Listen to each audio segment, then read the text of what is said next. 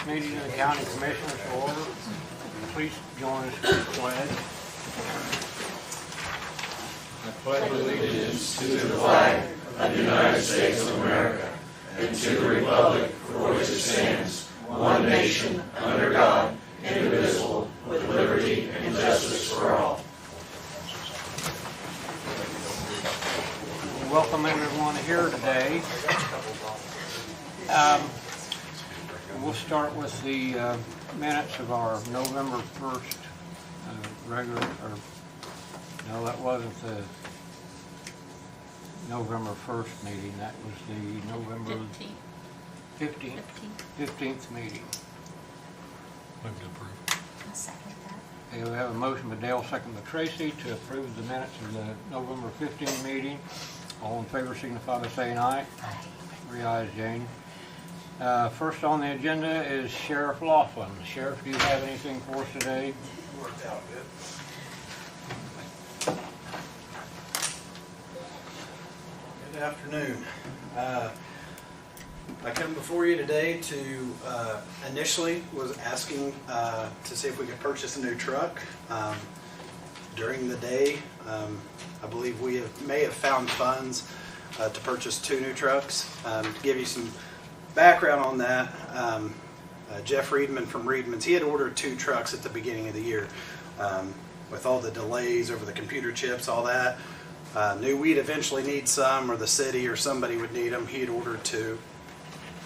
Just about 2 weeks ago, he got notification that they were almost completed. So it's taken almost a complete year to get these trucks done. One is in transit to Reedman's. The other one was being inspected today. I believe the council tonight, there's money if they'll allow us to transfer it from one fund to another to purchase 2 new trucks. We're in desperate need of them. We have a Durango that our process server is driving. It's got 255,000 miles on it. Every time he calls me, I'm anticipating, hey, this thing's dead. We probably need to get a tow service out here. But got some other trucks that are high mileage, not in the best of shape. That would be good to get off the road. With the grant that we have coming in January, we also have a new officer that we'll be adding that we don't have a vehicle for. Yes, there's some older vehicles in the back over in the old Dollar General building that we do use for transports. They're not super reliable, but we do use those. So I have a breakdown of all the vehicles and mileage that I was going to try to get to you guys today. It's been kind of a crazy hectic day, and I was going to have something for you, but I'd be happy to provide that for you guys so you know kind of we're not just adding stuff.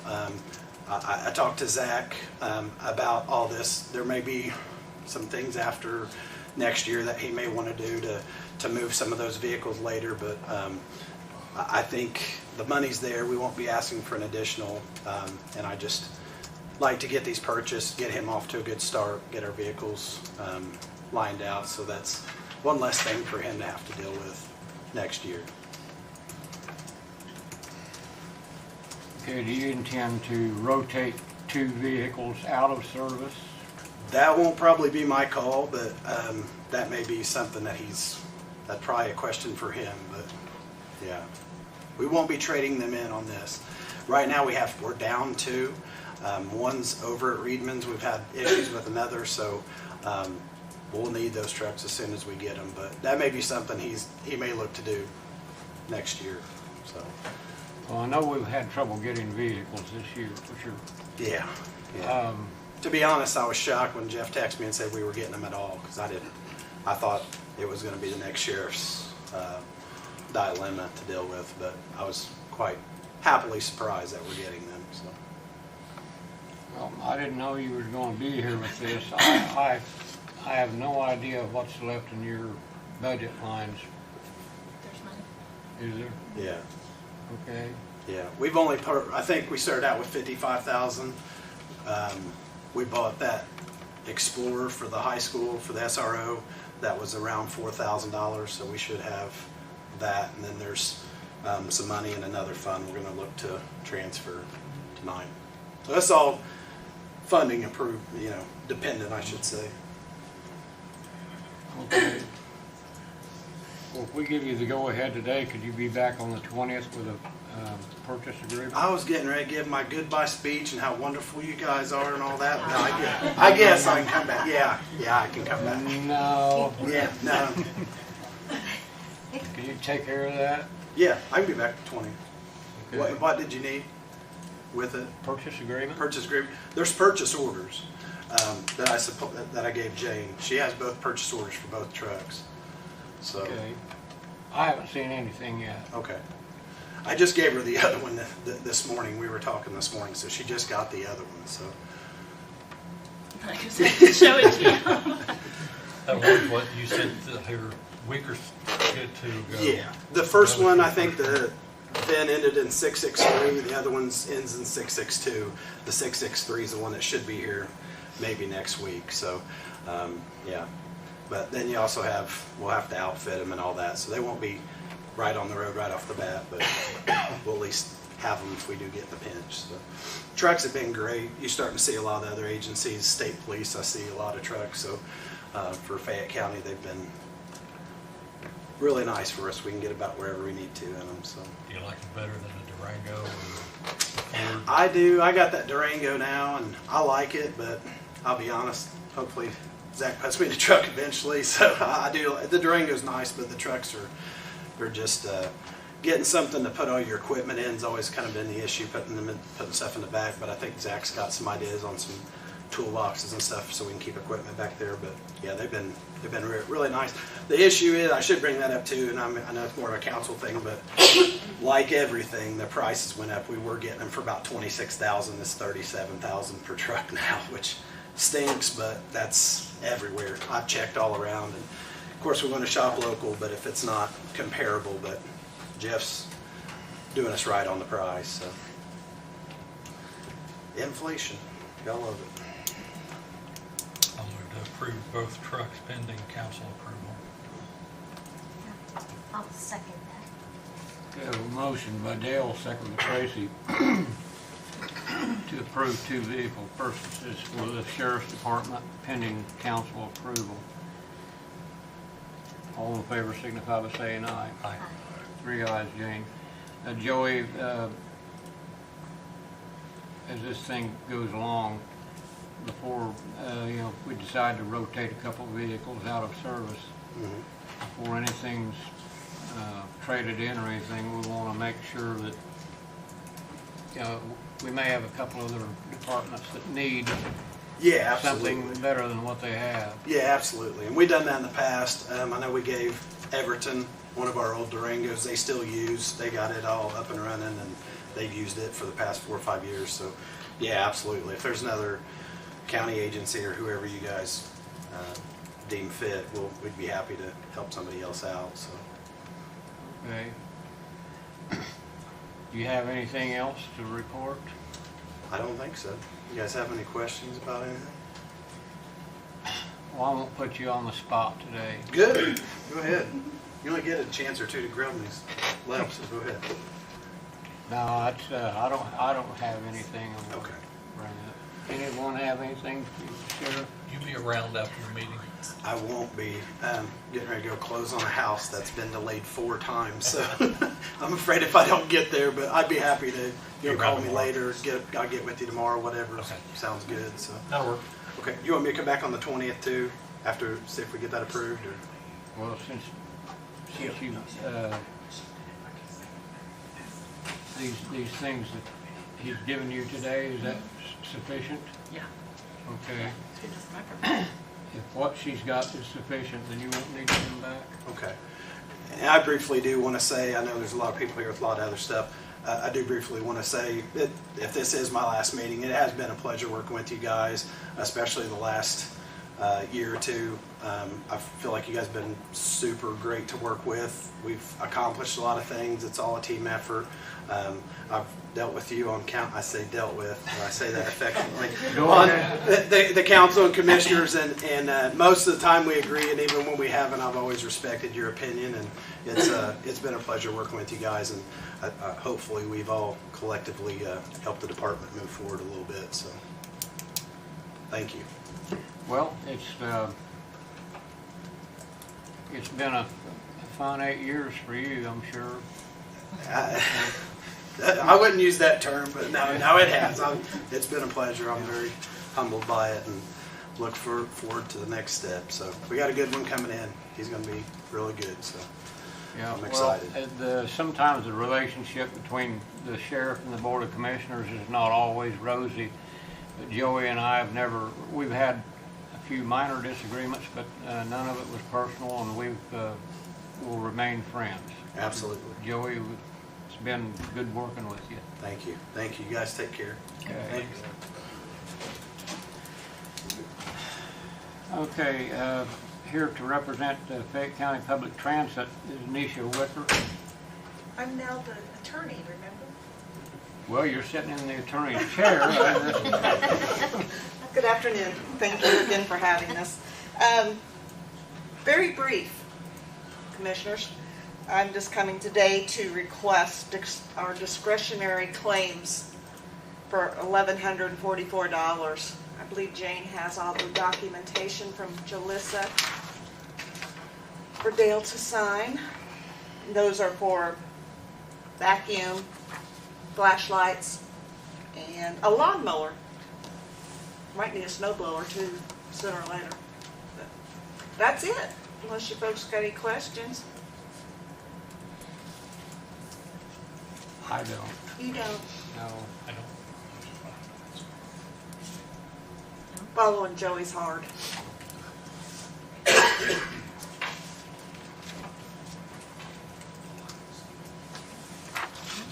Make a motion to approve that claim from the Fayette County Public Transit for the discretionary claim. Second. A motion by Tracy, second by Dale to approve the discretionary claims for Fayette County Transit in the amount of $1,144. All in favor signify by saying aye. Aye. 3 ayes, Jane. I'll sign this for you. Right now, Nisha, No. which box do you want me to See, sign? Jane knows Don't that. ever say, don't give that to her. You're gonna No. sign right there, but then I keep it. Okay, So I'll give it to Jaleesa and I'll keep my copies. all right.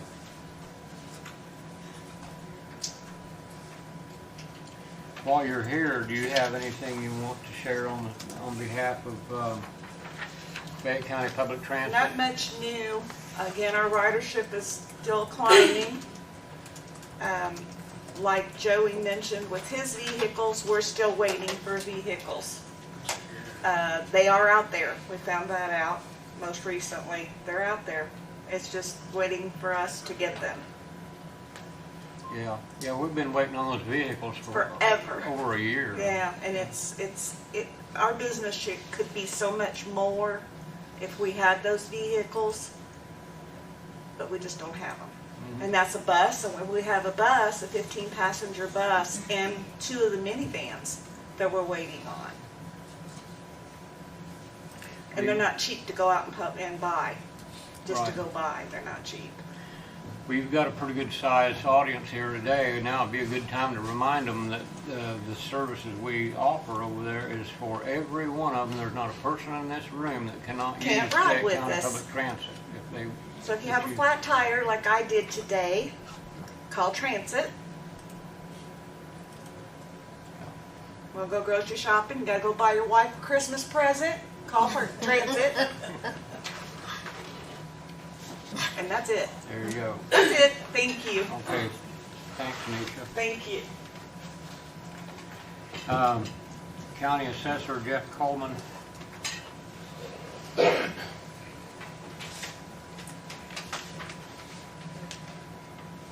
Afternoon. Yeah, Real quick, just the state has made a lot of changes to the laws pertaining to personal property, and on January 11th, they've scheduled a class for my staff to attend.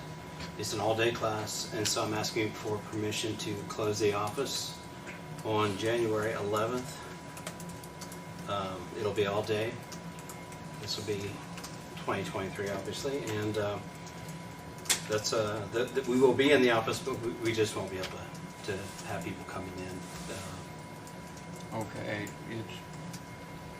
gonna be basically a closed door session. Closed door session, yeah, and there's an instructor, and we'll have to go through a series of, questions and answers and stuff to mark our attendance, but we'll all be there. And as usual, this will include your entire staff, right? Yes. Okay. Move to approve. I second that. Okay, we have a motion by Dale, second by Tracy to approve the closure of the assessor's office for January 11, 2023. All in favor signify by saying aye. Aye. 3 ayes, Jane. Is there anything else, Jeff? Well, that's it. Okay. Unless you have any questions about anything. No. Okay, thanks for your time. Thanks. For the health department, Matt Shirk is here with a 144 request. How many did this make you this year? The one I brought the time before got a better opportunity, I guess. So this is actually she was never hired. So this is for Clara Monroe, who actually was our county health nurse when I first started here, so a few years back. So Clara has some experience with the health department already. She's just going to be working part-time to fill in for some of our other nurses that spend the winter in Florida. So that's, and then hopefully continue after that, of course. So Claire's said she'd come back and help us out with our vaccine clinics. Okay, she gonna do that on part-time basis? Part-time, and it'd be grant funded. Okay. So Move to approve. Yeah, I'll second that. Okay, we have a motion by Dale, second by Tracy to approve the hire of Claire Monroe for county health nurse on a part-time basis.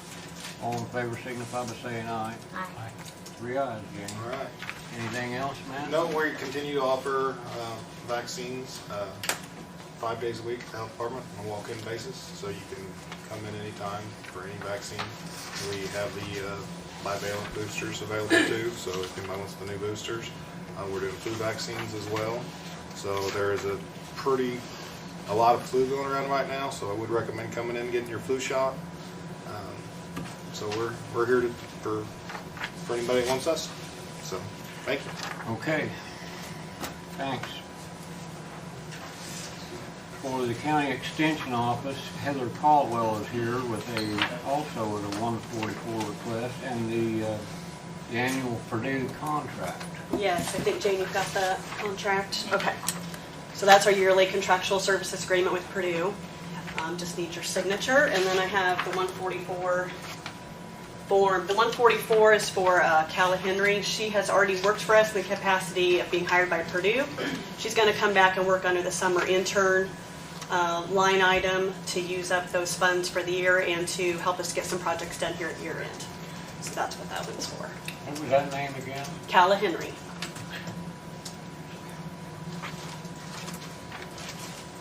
So she's pretty familiar with our office, which helps. So.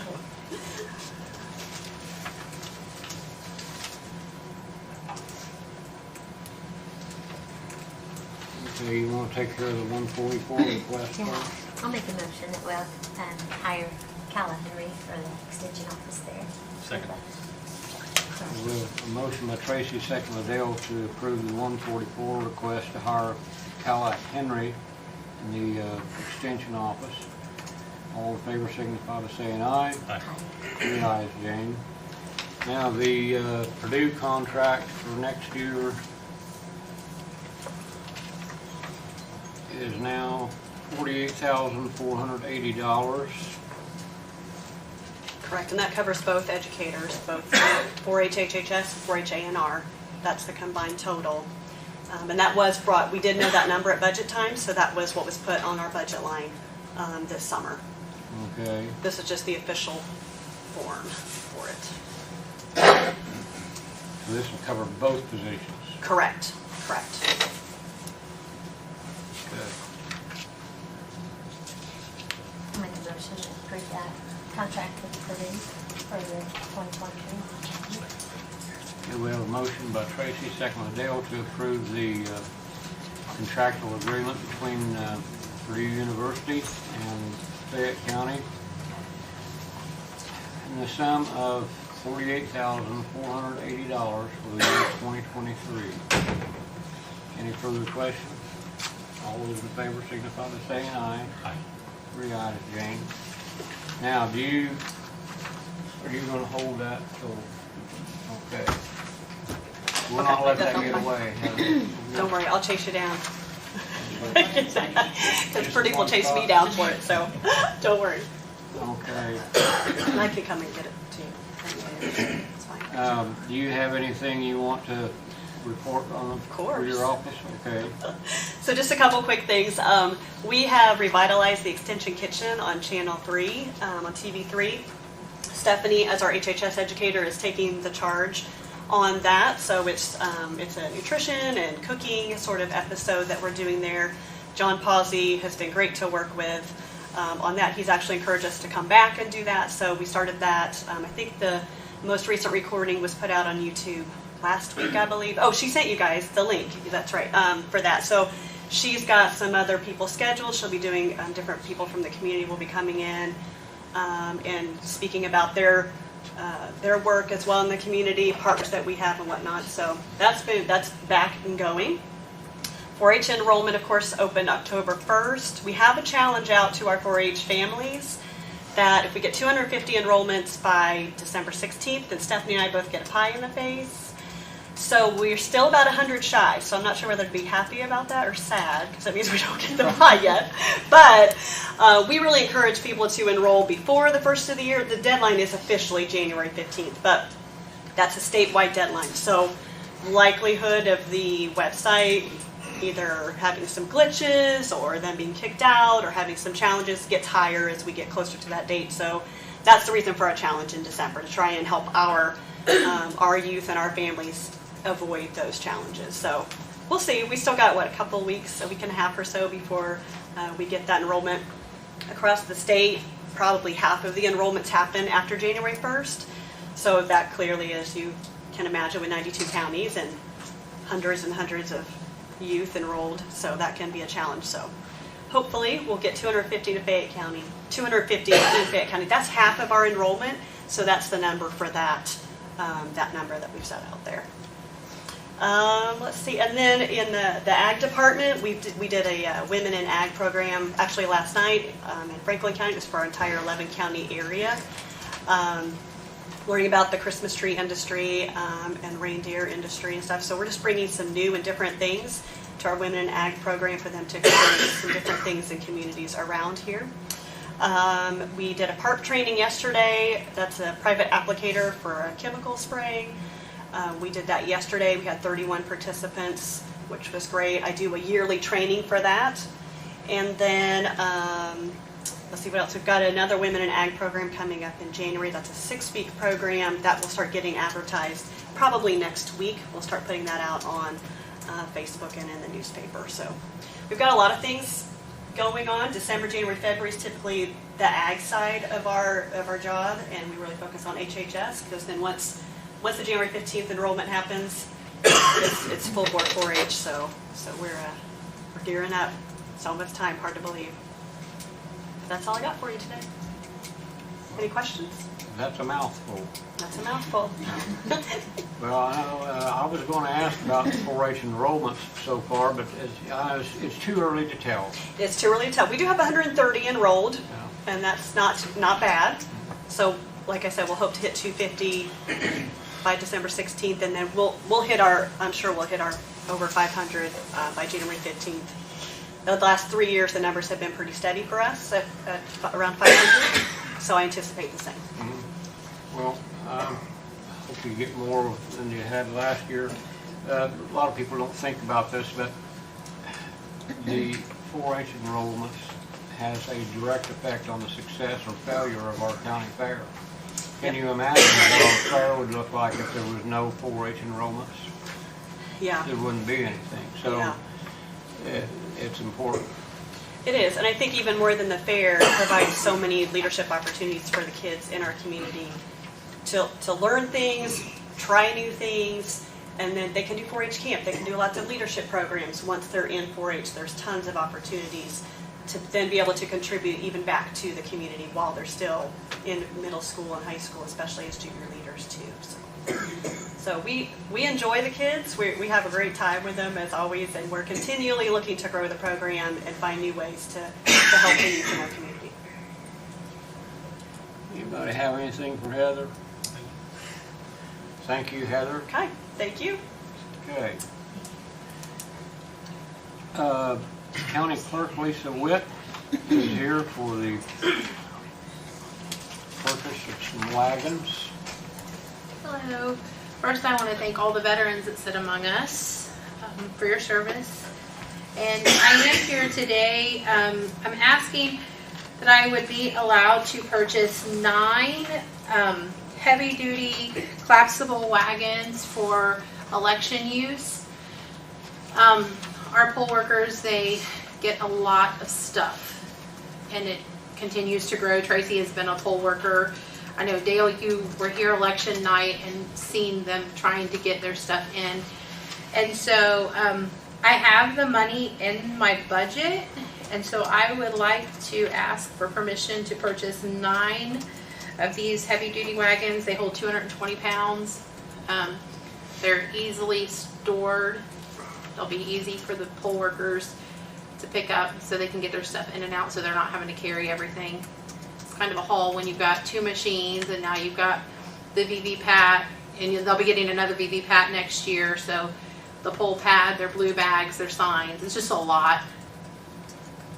I think it would probably really help them a lot.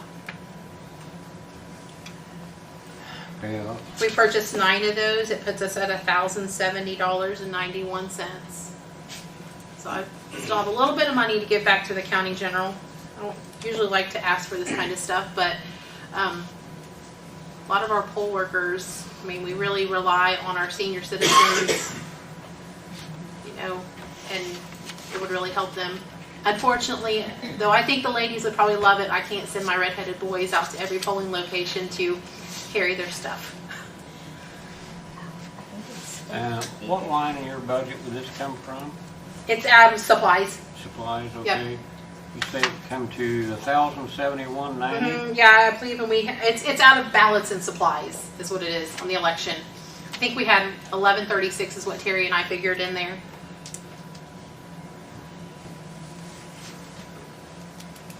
Will 1136 do it? Yep. We only need 1,070. Okay. Okay. I don't know, I think it's a great idea. There's 4 of us ladies that It's a lot of work. Yeah, and those machines are very heavy. They are. So at least you could put them in a wagon and Yeah. then pull it. It is nice. I mean, like I've tried in the last several elections, I've tried to have carts that they could get it down, but then once they get it to their polling location, they got to carry all that in, and it's a lot. I mean, it really is a lot. And next year it's going to be more. Next year it's going to be more because the state's going to add more, which we're not going to complain because we're not paying for what the state is giving us. Right, but it's going to be more equipment to move in. It's going to be more equipment to move, yes. Yeah. I know some people was having a tough time getting up the stairs with that stuff. Yeah. Back in November, and Yeah. it's heavy, and people are getting older. Yeah. Have you got a storage location picked out? Well, I'll make room, Dale. No worries. Okay. I mean, We could store them down I think there all at of Connersville's planning going to come office. with me over their voting equipment, so we'll make room. Yeah.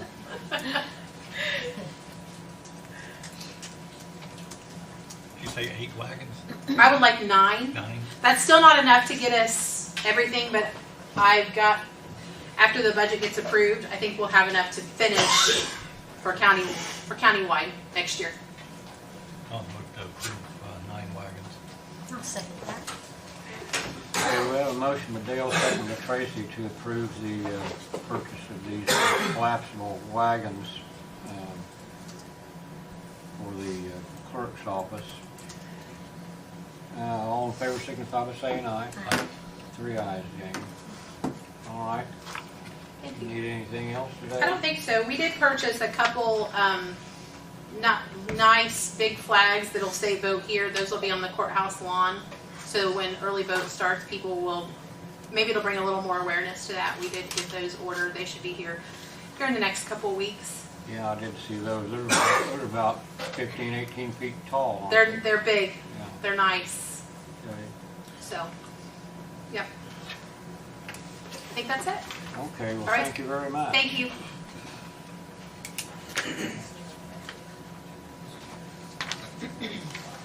Okay. Area Plan Director, Bill McDaniel. Okay, is, I also do both of those ordinance in addition to my update on my situation.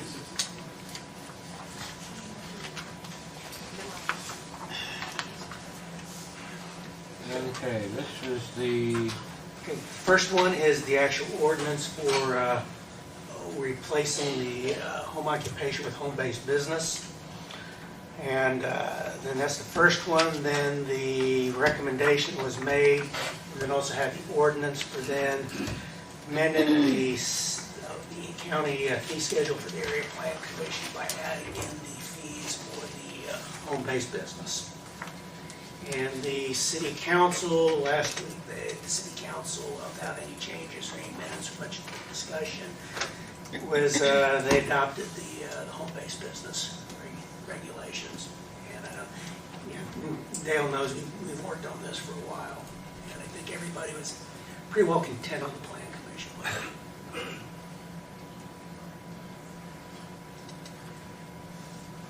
yeah, I read both of them. Yeah. And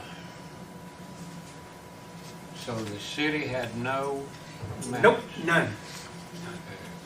Yes. No changes, no nothing, and as unanimous, and it went through with all three readings, and waived all the readings.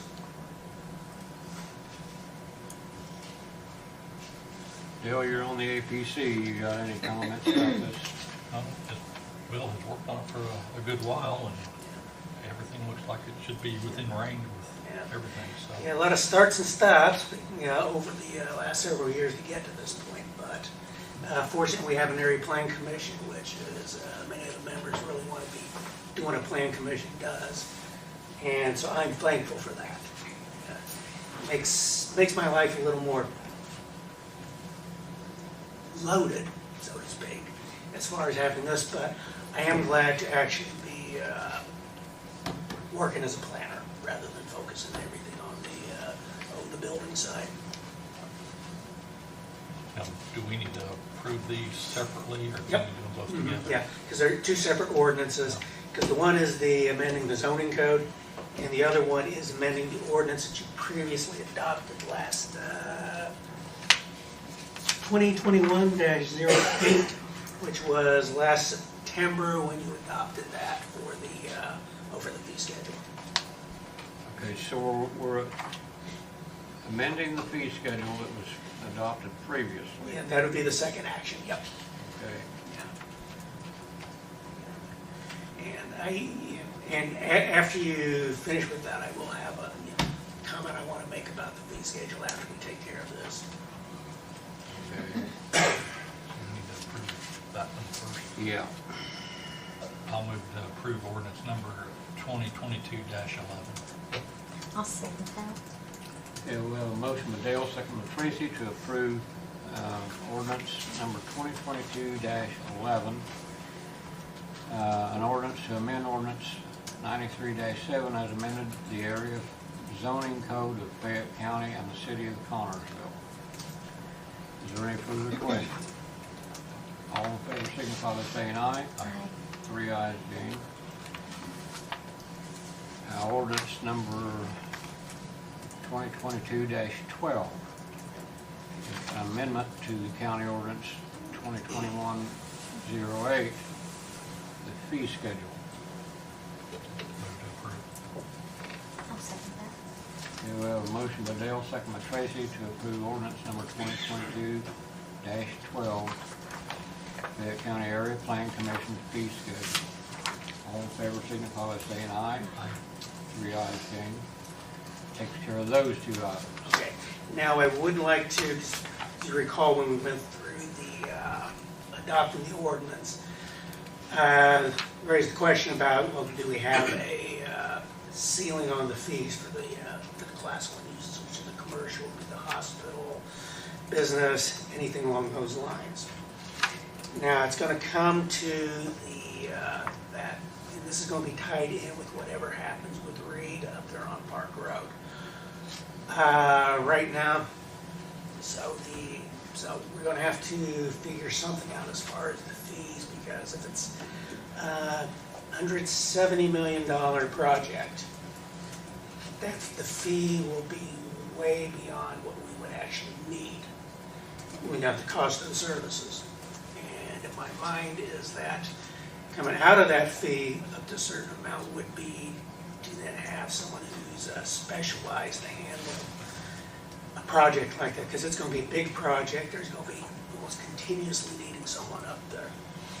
And because I've been, and it's going to make the time I put in so far with, I'm starting to put in with St. Gabriel's now that they've started, and Arbor Trace, because when those get going, I'm going to be up there, multiple times a week. When Reed gets going, it's there's going to be something every day with someone there. There's going to be things that I'm not going to have the skill sets to handle, because it's going to be a big project when it comes to the footings, the foundation. Another big part of the project is also going to be being a steel frame structure. And so with some of these is I'll need to work out also the conversations with Reed and how those are handled when it comes time for them with the project. But there's a lot of things that are going to be going on with this, where to really protect Fayette County on this is we'll really need to have an engineer under contract for the county, in my opinion. Because when I was in Boston, as frequently what happened was when you had a big project, you want someone there to, it's really going to be there to count, on your side for it. So there's going to be a lot of time, with that. There's also a lot of other special things that go on with hospital and health facilities, whether it's the gas lines, there's special things that have to go on with the electric systems. So this is, this is something we can start looking at, trying to deal with next year, but I just want to bring you up to scope on that, because I'm not really certain quite how to deal with that or approach that. So there'll be some things really to speak with the commissioners about next year concerning that. Okay, but that leads me to, so that's sort of, it's just a heads up on something that's really going to need to work on. But what I do have to update you on is regarding my, for my knee replacement. And what I would like, with the permission of the commissioners, to start the process of trying to get someone under contract to do inspections while I'm incapacitated. Because at the front end, and probably because I'll need someone for a couple of weeks before I go in for the surgery, that I'll be able to have someone who will be able to train them on doing the permits. Now that we have the online permit system, I want them to be confident with that. So there's a possibility, when I spoke with the surgeon, he said frequently at 3 or 4 weeks, you can be back to doing most things. I said, well, I work on job construction sites, so it might be closer to 6 weeks. Because conceivably, up to about 8 weeks, maybe possibly more, if there ends up being a problem with the replacement, then we'll need someone to help with that. So I'd like to go ahead and then get the permission to go ahead and start with that, because I won't be able to ask for any additional to cover the contractual services. And I also spoke with Jane the other day, because until the end of the year, we won't know how much we're going to be putting back into the general fund. Because there's going to be things out of the attorney fees line item, the contractual services, and then some smaller amounts with others. So I know that I'm going to have a few $1,000s that are going to go back into the general fund. So when I have an idea how much I would need over the contractual services, then in February I'll be able to make the request for those for the additional funds, the additional appropriation. But I would like to because I do have my oldest brother, since he's retired, he'll be able to help me. But he needs a minimum of one month to make his arrangements because he lives in Houston. So what I'll need to do with that is I'd like to get this going as soon as possible what I'd like to do is hopefully middle of January I can have someone under contract for this, because that would put me probably the 3rd or 4th week of March. So the sooner I get that done, the sooner the better it is, because I'd kind of like to be back before really a big part of the construction season kicks off. And whoever's going to do it, because St. Gabriel's is going to be a 6-month project, and there's going to be a lot of inspections just being done with that. Then at the, then I know with Arbor Trace, it's getting ready to pick up because they should be finishing with more than the last part of the actual floor. So they're hoping to the last couple of weeks of December to start with the framing. So once they start with the framing, I'm going to be spending a lot of time up there. I'll be there for the framing. It's a wood frame project. It's structure. So I'm going to spend a lot of time up there for the framing. Then for then all the service, such as the mechanical service, the plumbing for the rooms, and then also the administration, the kitchen area. Then the main services, the trades go with it. So and particularly, I'd kind of like to have someone with enough time so that ideally, then with that first couple of weeks, get them used to really what's going on up there too. Then also with the St. Gabriel's, because I'll need this person to know that there's, and then, so I kind of like to also get whoever's going to be, while I'm still there, to start building the relationship with the project managers for both of those projects. And then some of the other contractors we have in the county. Well, let's start at the beginning here, Bill. Okay, I know that's a lot. Yeah, do you have your knee replacement scheduled yet? No, I can't replace the knee. I can't schedule it until I know I have someone in place. Okay. So that's the key right there. So once I have someone in place, I can schedule. I have my brother's schedule to consider because that's going to be 4 to 5 weeks. I need to schedule it out from that point. So my brother can make his arrangements. Who do we have that we can contract with? Don't know yet. I hope Mr. Crawford will be willing to do it for that long of a period of time. Because have you spoken to Bill Crawford since our last meeting? Yeah, I spoke with him briefly, a little bit online. He's non-committal. Non-committal. He's non-committal about it right now. All right, let's say Bill Crawford turns down the opportunity. Where do we go then? Unless I don't know anybody right now who's a retired contractor to do it, then I have to have some kind of ad.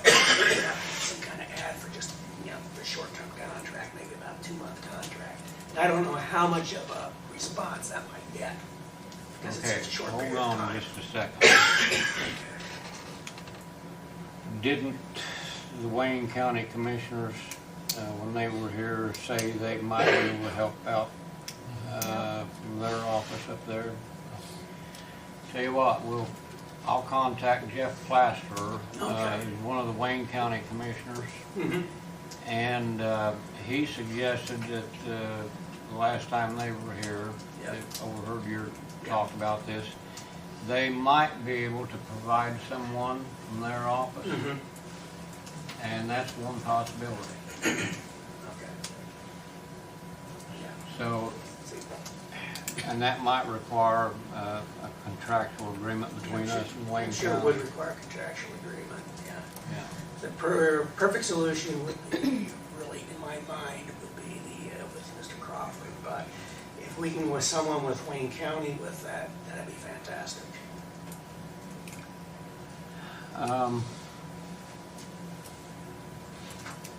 Because something could be beneficial, because if Wayne County could help, because they have people who inspect the individual trades, and so that in itself could also be beneficial.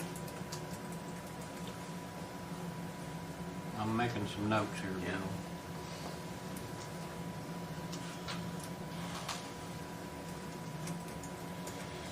I'll tell you what, the sooner you can get either a yes or no out of Bill Crawford. Yep. And we can look to Wayne County and see if we can round somebody up. That would be fantastic, yeah. As otherwise, I wouldn't really necessarily know who to get. And then the other part is knowing who to get would be someone I would actually feel comfortable with. Okay. All right. We'll see what we can turn up. That would be fantastic.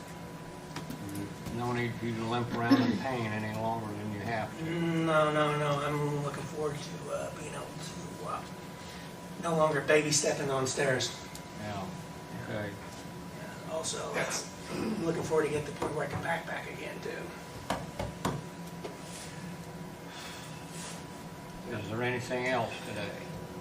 That's it. Okay. So we took care of the ordinances and then updated with that. And then to think about with, we might possibly then at the start of the year start looking at how to handle with the, when it does come time for the READ project. Because at the same time with that, we will probably also have going on at the same time is the solar energy project. And then I will be there this evening also. And I did contact Mason, he'll be there also to speak with the council this evening. And then I'll be able to give the council an update with what's going on with my need. Okay. All right. Thank you, Bill. Okay, great, thank you very much. All right. IT Director Michael King. Michael, did you have anything you wanted to give us today? I got this good digital thing. Yeah, I have two things.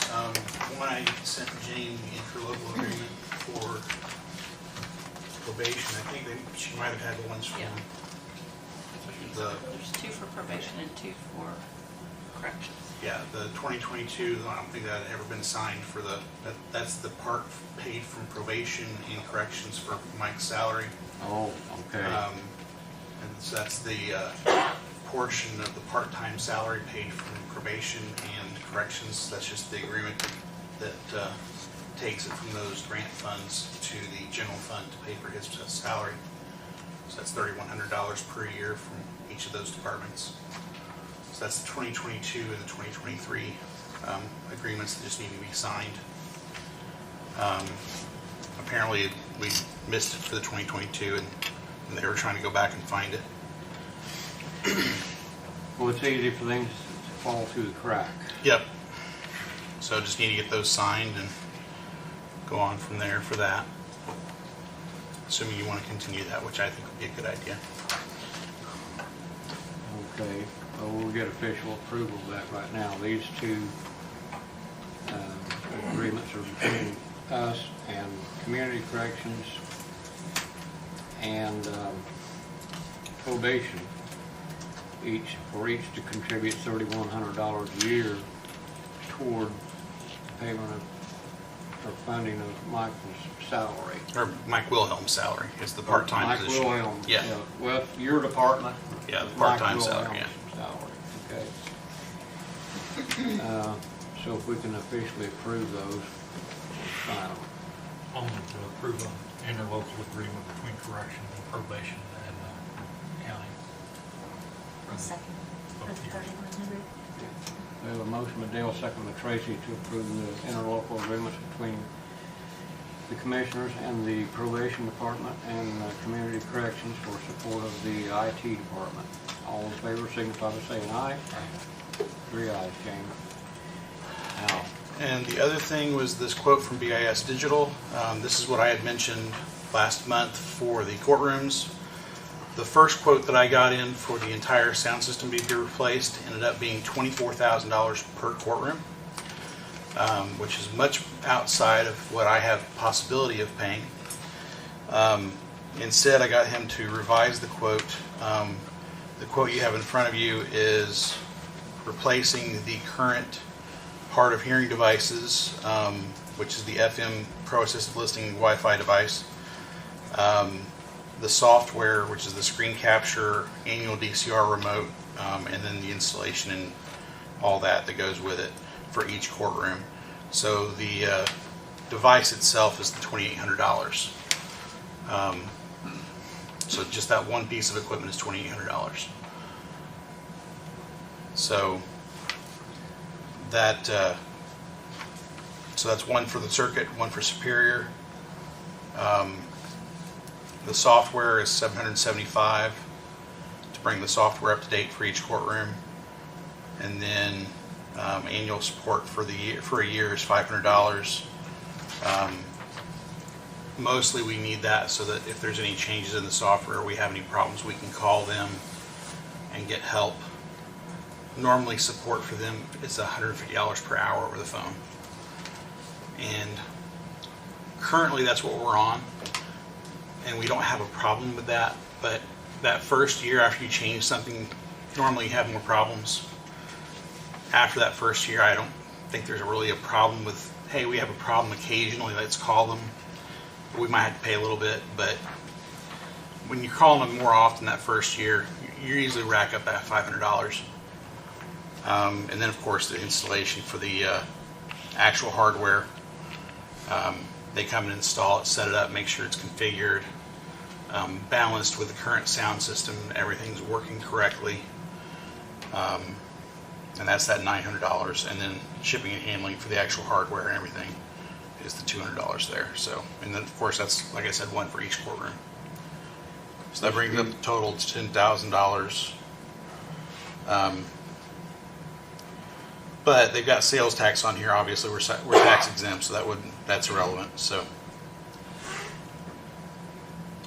I just saw the sales tax on there. I got this quote like 3 hours ago, so I couldn't email them back and say, hey, you got sales tax on here, you need to fix that.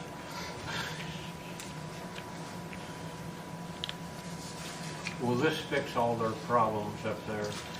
This should fix the issue of the current hard of hearing devices. It's a lanyard. Not much different in size than one of these message pads. It hangs right here, and it's directional. And the problem is people will sit there when they're wearing it and turn it away from the direction it needs to be. So if they are wearing it and they turn it, it doesn't pick up the signal like it needs to.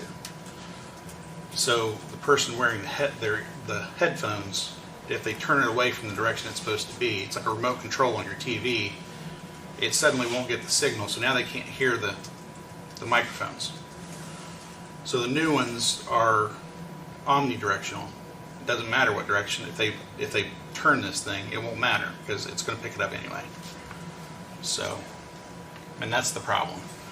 People will sit there in court, and instead of leaving it pointing the way it's supposed to in one direction, not messing with it, they sit there and fiddle with it.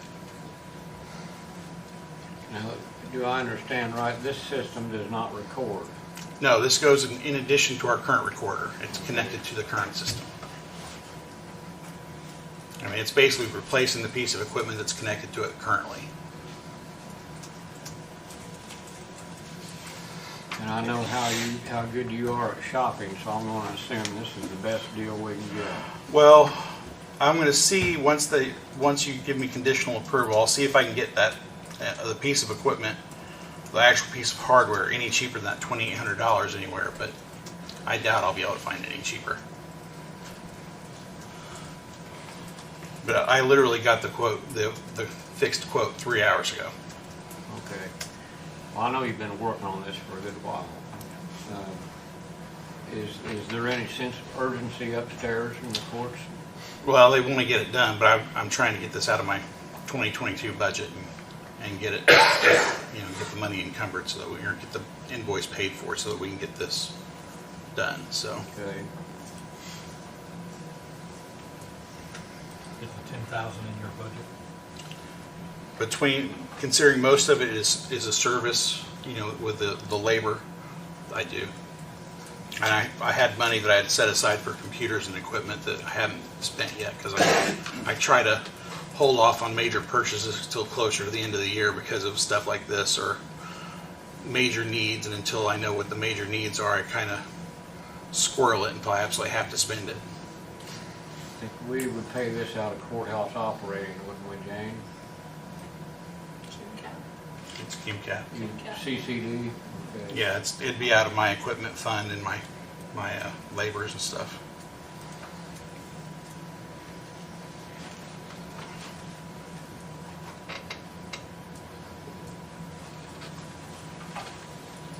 to approve $10,445.90 the ADA hearing equipment. Court order.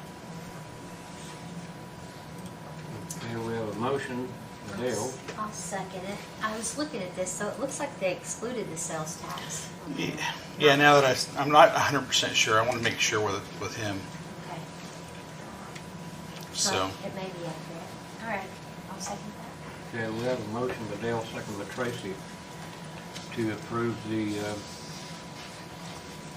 ADA hearing equipment in both courtrooms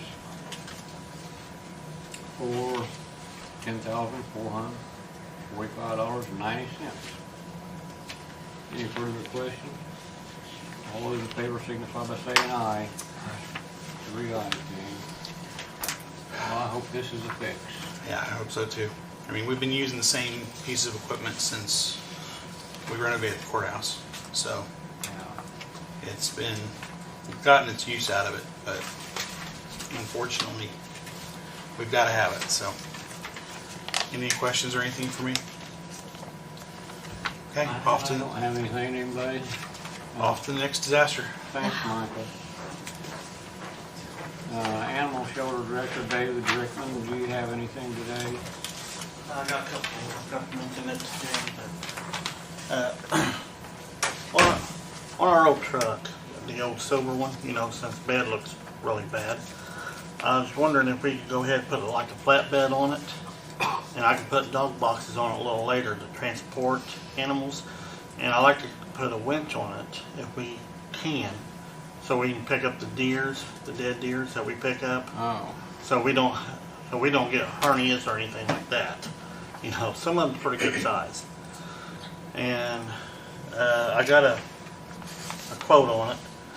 Whenever I first thought of it, I went up there and I just found my other one. It was for $3,440 for a steel bed. But since I didn't find it for till later, they went up to $3,800 on a bed, on a flat steel bed. $1,500 would put it where they would put it on, put all new brackets on, and do all the lights. That would be a total of $5,300. But that would help us out on keeping our truck running up there, the old silver one up there. And if we decide to get rid of the silver one, we can take that bed off and change them brackets around and put it on another truck, the bed that would use over and over, a few times. Okay, so it's universal enough that it would fit on a Ford, Chevy, Yes, Dodge, right. or anything? Mm-hmm. Yes, it's a regular it's an 8-foot bed for pickup. It's through Rushville through Pikes. I got this here. I'm going to let you guys read it. But here's the new quote that I got. It's just a quote. It's not the bill of sales yet until I get approval. If we can do it out of the donation because it's for the animals, And like I said later, I would like to put dog boxes on it where we can transport them instead of just get them all in a little pickup. Sometimes it's kind of hard because sometimes we got big dogs. I'm lucky if I put 6 of them in there, then carry a couple of cats in the front of the truck. But I would like to see if we can get at least, if we can do dog boxes, at least try to do 8 dogs at a time. Then we can put our smaller crates inside and in between them, so we can haul even more up there if we can get them done up there like that. Yeah. I don't blame you for not wanting to heal those dead deer. Yeah. That's a bad job. Does that price include the winch? No, that does not include the winch.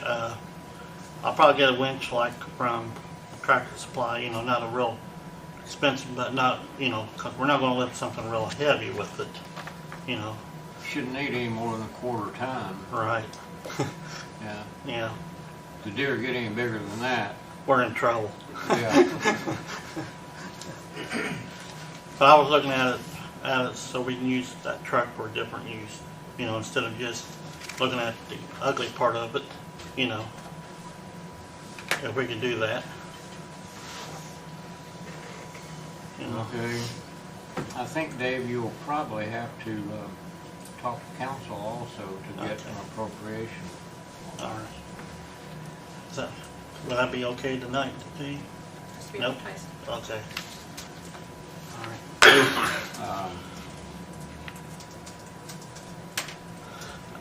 You wanna let us see Yes, what you got there? Yes.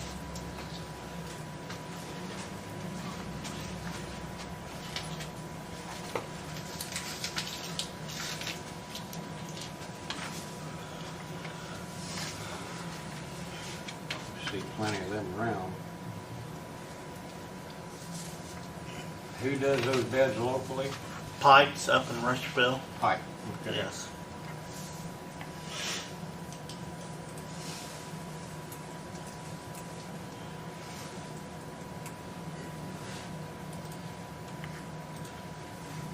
That would actually improve the looks of that old truck. Yes, it would. And it'd be multi-purpose for it too. Yeah.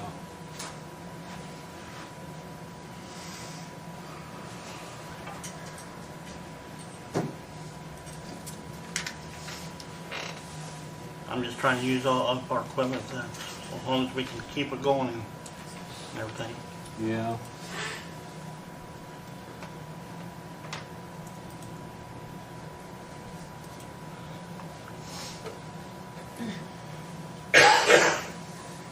What do you think? Taking that money out of the donation, that has to be appropriated. I'll move to approve the bid pending council approval. Okay, we have a motion by Dale, second by Tracy to approve the purchase for the steel flatbed for a truck at the animal shelter. And you, what did you say the new total price of that is? It's on the 5,300 total.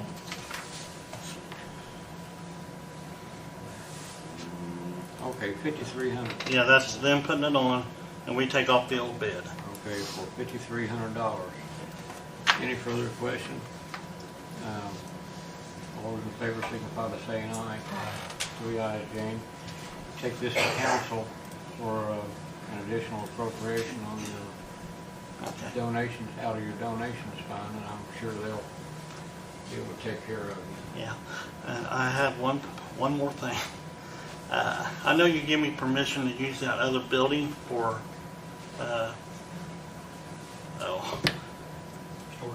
storage. There we go. Thanks, Dale. I like to see if I can go ahead and put our cats in there, because I still, whenever I get cats in, I still like to try to get them isolated, because right now I don't have a place to isolate the ones that comes in.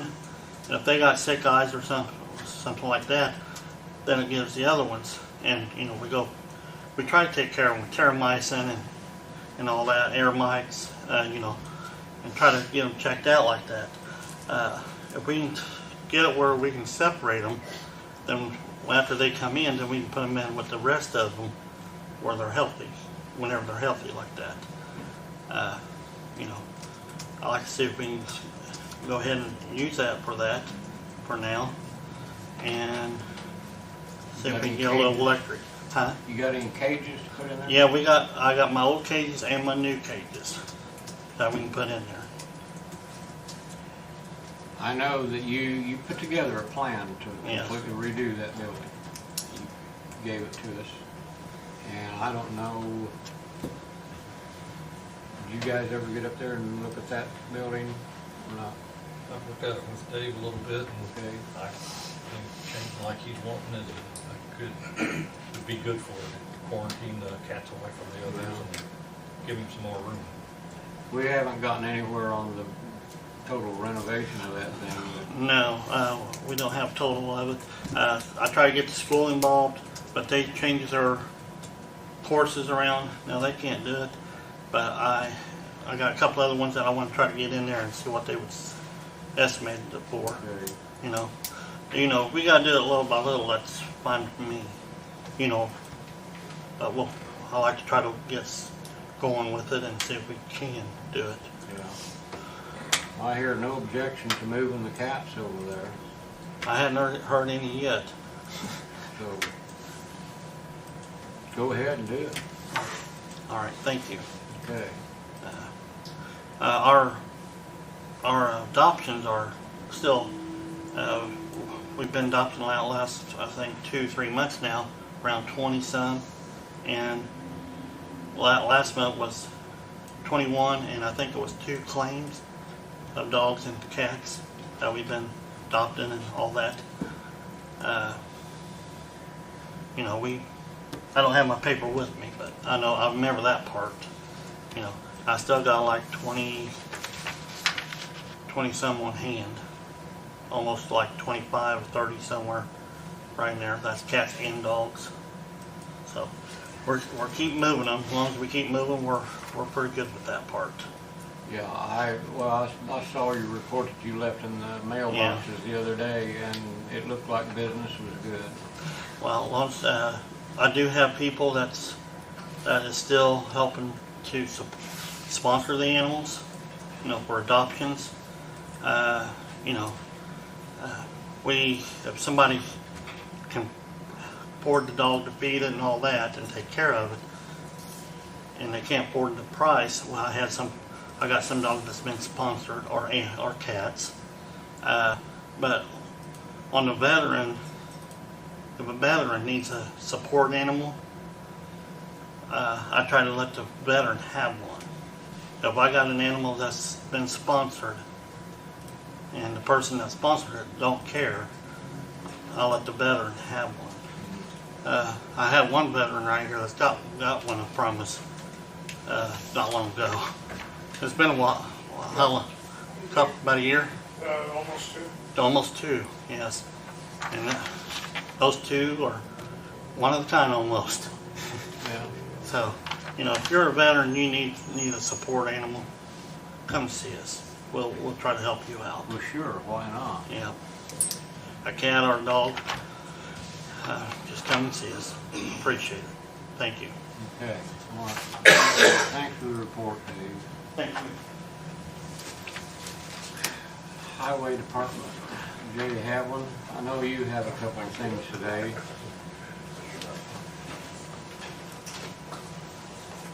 I won't sit in that chair too long. I did some more research on the bush cutter we was looking at, and I took some more stuff off. Let me find it here.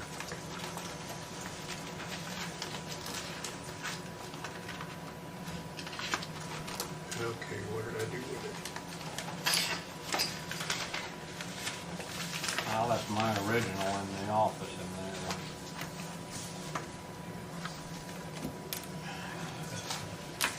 Yeah, that's the full thing there.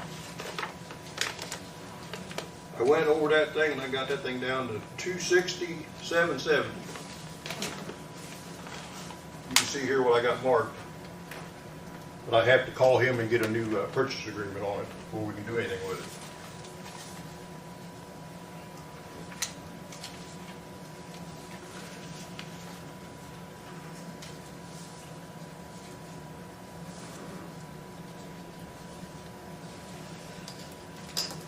And that would include the 90-degree swivel, Yeah, plus the 30-foot boom.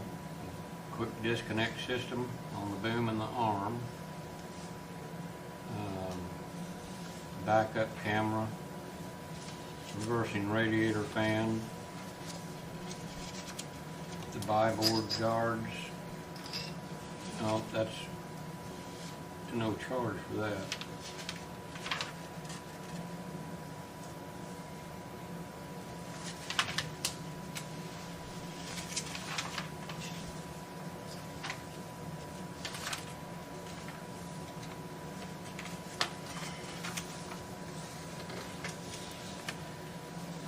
For those of you that are new to this, we went to Greensburg last month or month before last? Last month. Last month, and looked at a new a machine that's built by a company down in Florida.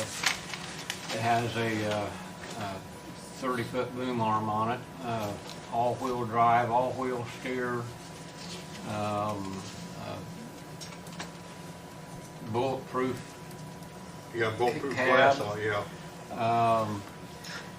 And what this thing does, it mows alongside the highways, chews up the tree limbs and stuff that grow out over the roads.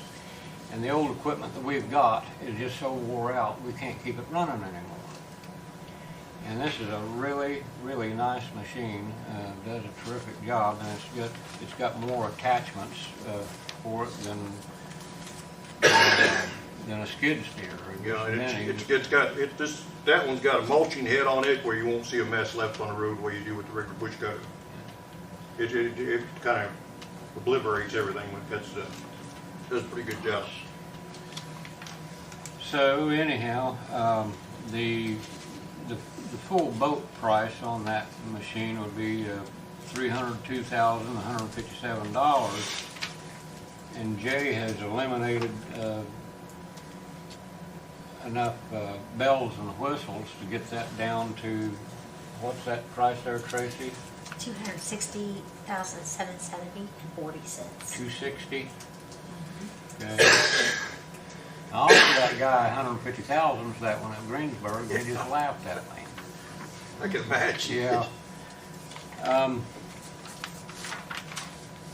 Now, since we haven't been able to buy any trucks that we needed this year because we can't get trucks,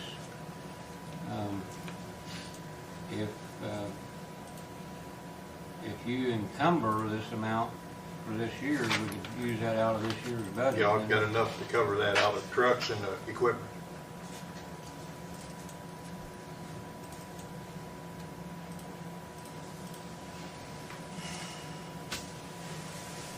Comments?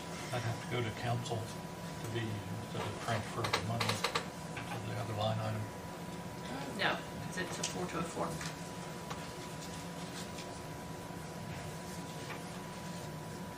After looking at that machine, I was impressed with how tough it was built, how heavy it was built. I Yeah. think it would, And with going with a longer boom, it'll make it a lot better to reach stuff. looks like it's a lot heavier than what you got. Yeah. Plus the other attachments we can pick up later on if we want to go to it. Well, I know you constantly get calls, and we do too, about overgrown roadways. Well, on the sides of bridges and everything else, and this will reach the bridges where our tractor wouldn't do it because when you went to lower the arm to get them, it hit the guardrail on the bridges, and you couldn't reach down and get them good. Yeah. This one here, the way it sets high enough it'll reach over the top of the guardrail. Do you have any estimation of how much downtime that old tractor we've been using has had this year? This year, probably 5 months easy, because I know it blowed the center out of wheels. It was down for about 3 weeks on it, and the next time it took the hub and the centers out of the wheels. Yeah. And plus it's tore the boom up this time. It's been down for 2 months now at this thing. And they're trying to weld it back up, and every time they think they got it done, they find more cracks in it. Well, there's no doubt that this machine would do a lot of things that we can't do with that old thing that we've been patching. Well, up. this thing here is built for this. It's not a tractor with a boom arm on it.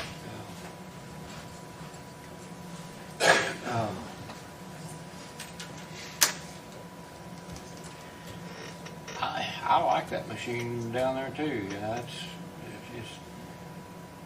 specially built for this kind of work. It's also set up, you can add so much equipment to it. Yeah, plus it's got the arms on the front where you can add stuff up there for different stuff too. Does it do or capable of berming? Has it got that ability to berm? Or is that something different? I didn't know. That's something different. You use the graders for that. I think it sounds wonderful. Sorry. That's all right. Like you said, we need it. I think if it's in your budget and you didn't get your trucks, so sounds like something we need to get for the highway. That's a motion. I'll make a motion. Second. Yeah, we have a motion by Tracy, second by Dale to approve the purchase of a, what are we gonna call this thing? Bush cutter is what it is, boom mower. Okay, a new boom mower for the highway department. The amount of $260,770.40. All in favor signify by saying aye. Aye. 3 ayes, Jane. Jane, when's Jay's deadline to encumber those funds? December 29th. Okay, You'll have to have a signed, I'll get a purchase order from him on this. signed purchase order. Yeah, I'll get it, because I had the one I had the 302,000 one. We couldn't use it. And I'll call him tomorrow and get this coming this way. Okay. Folks, that's a lot of money for one piece of equipment. That's your gasoline tax at work. Hopefully we can do a better job next year of keeping these roads trimmed back. And there is a minimum 6-month lead time on these, right? He said, I think he said 4 to 7, what it would take to get it built, because they build them as you order them. And that's why they gotta know everything you want on them, because it normally don't come with the arms in the front for the rest of the attachments. But to get the arms in the front, you have to build it from there from the start. Okay, well, if we're lucky, we'll get it by late May or sometime in June. If we can put it to good use. Yeah, got plenty of work waiting for it. I don't have anything else unless you have some questions for me. I don't. Okay, Thanks. thanks, Jay. County Surveyor Bill Mackey, do you have anything to report? No, I don't have anything today. Okay. Veteran Service Officer Ron Stevens is here. Ron, do you have anything to present today? Dude, it's not in there, but this is small, but in regards to my reappointment, I have a room full of veterans that would like to speak. If that pleases you guys can give them time. I'd like to turn it over to them for them to make statements. Okay. When you come up, for the record, this is strictly for the record, could you please state your name and residence? Because the Tony Red, 315 West 3rd Street, Connersville. Okay, thank you. Since Ron has been in this office a little over a year and a half, I'm around all these veterans and I have seen a tremendous change. Things are getting done in a positive manner. More people getting represented in this county. He's getting more things done for the veterans, which is important.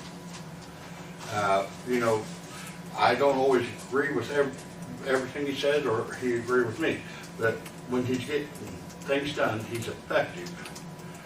I would think we would want to renew him and keep him in our county. So,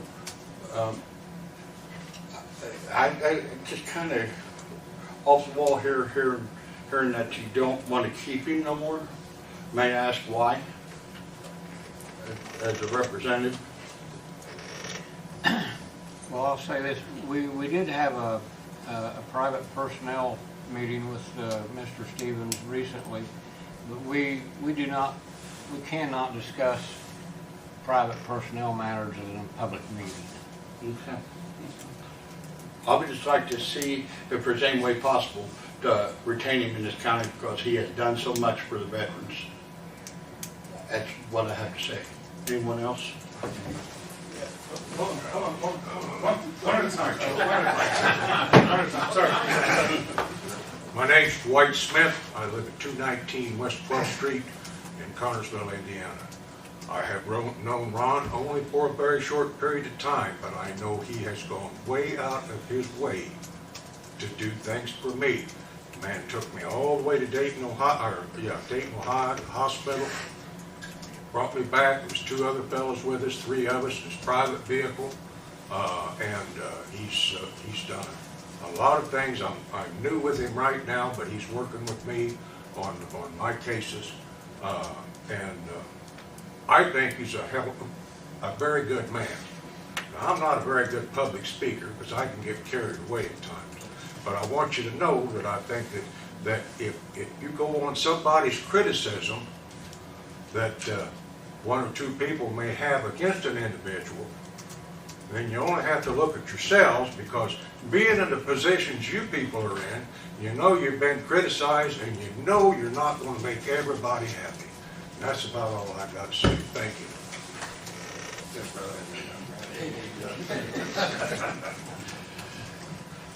Good afternoon, Commissioners. My name is Carl Shiflett. I live at 1220 North Illinois Avenue here in Connersville.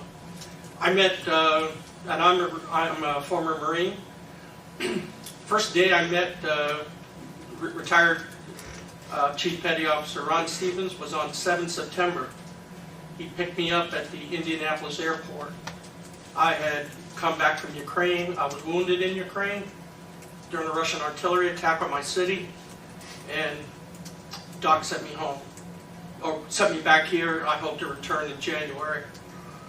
All I can tell you is I never met him before, but he knew a vet was coming in, a wounded vet was coming in, and he drove to the airport, wouldn't let me pay for the gas. My flight was 23 hours. I was pretty tired and plus messed up, and he made sure I got food and brought me back to my home.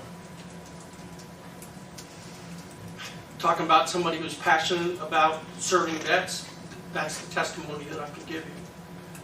Do you have any questions? Well, thank you for your comments. Yes, sir. Okay, have a nice day.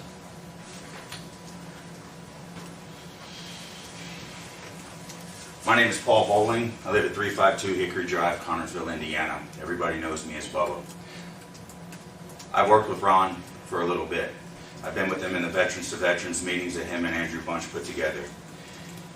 At first when I went, I thought, you know what, I'm not going to go in there. I don't need to stand up and say, hi, I suffer from PTSD, and hear everybody say, oh, poor baby. I didn't need to hear that, and that's not what it was. So I decided to stick around a little bit, no more.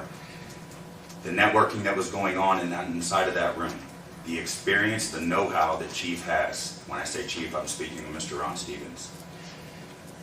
The experience that he has helped catapult Fayette County's veterans forward.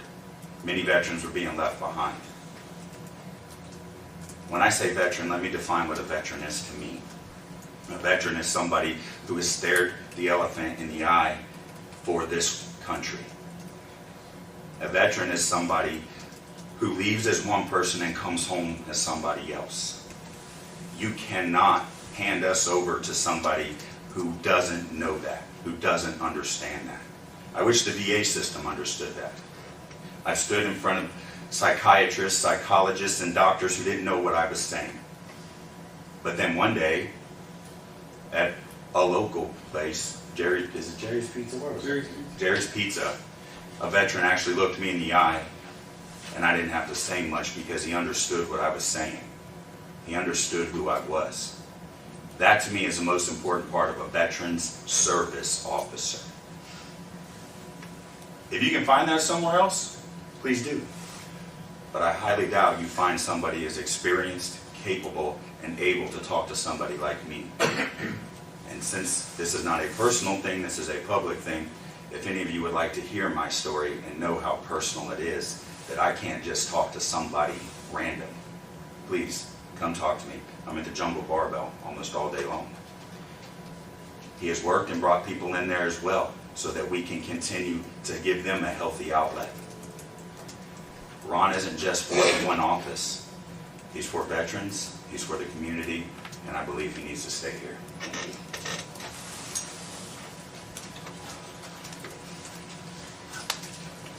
You guys know me, I'm Dave Counselor, 625 Lexington Place. I'm your past police chief and 34 years in the military police. and 36 years in the Carnegie Police Department, and also 15 years as emergency management director back in the day.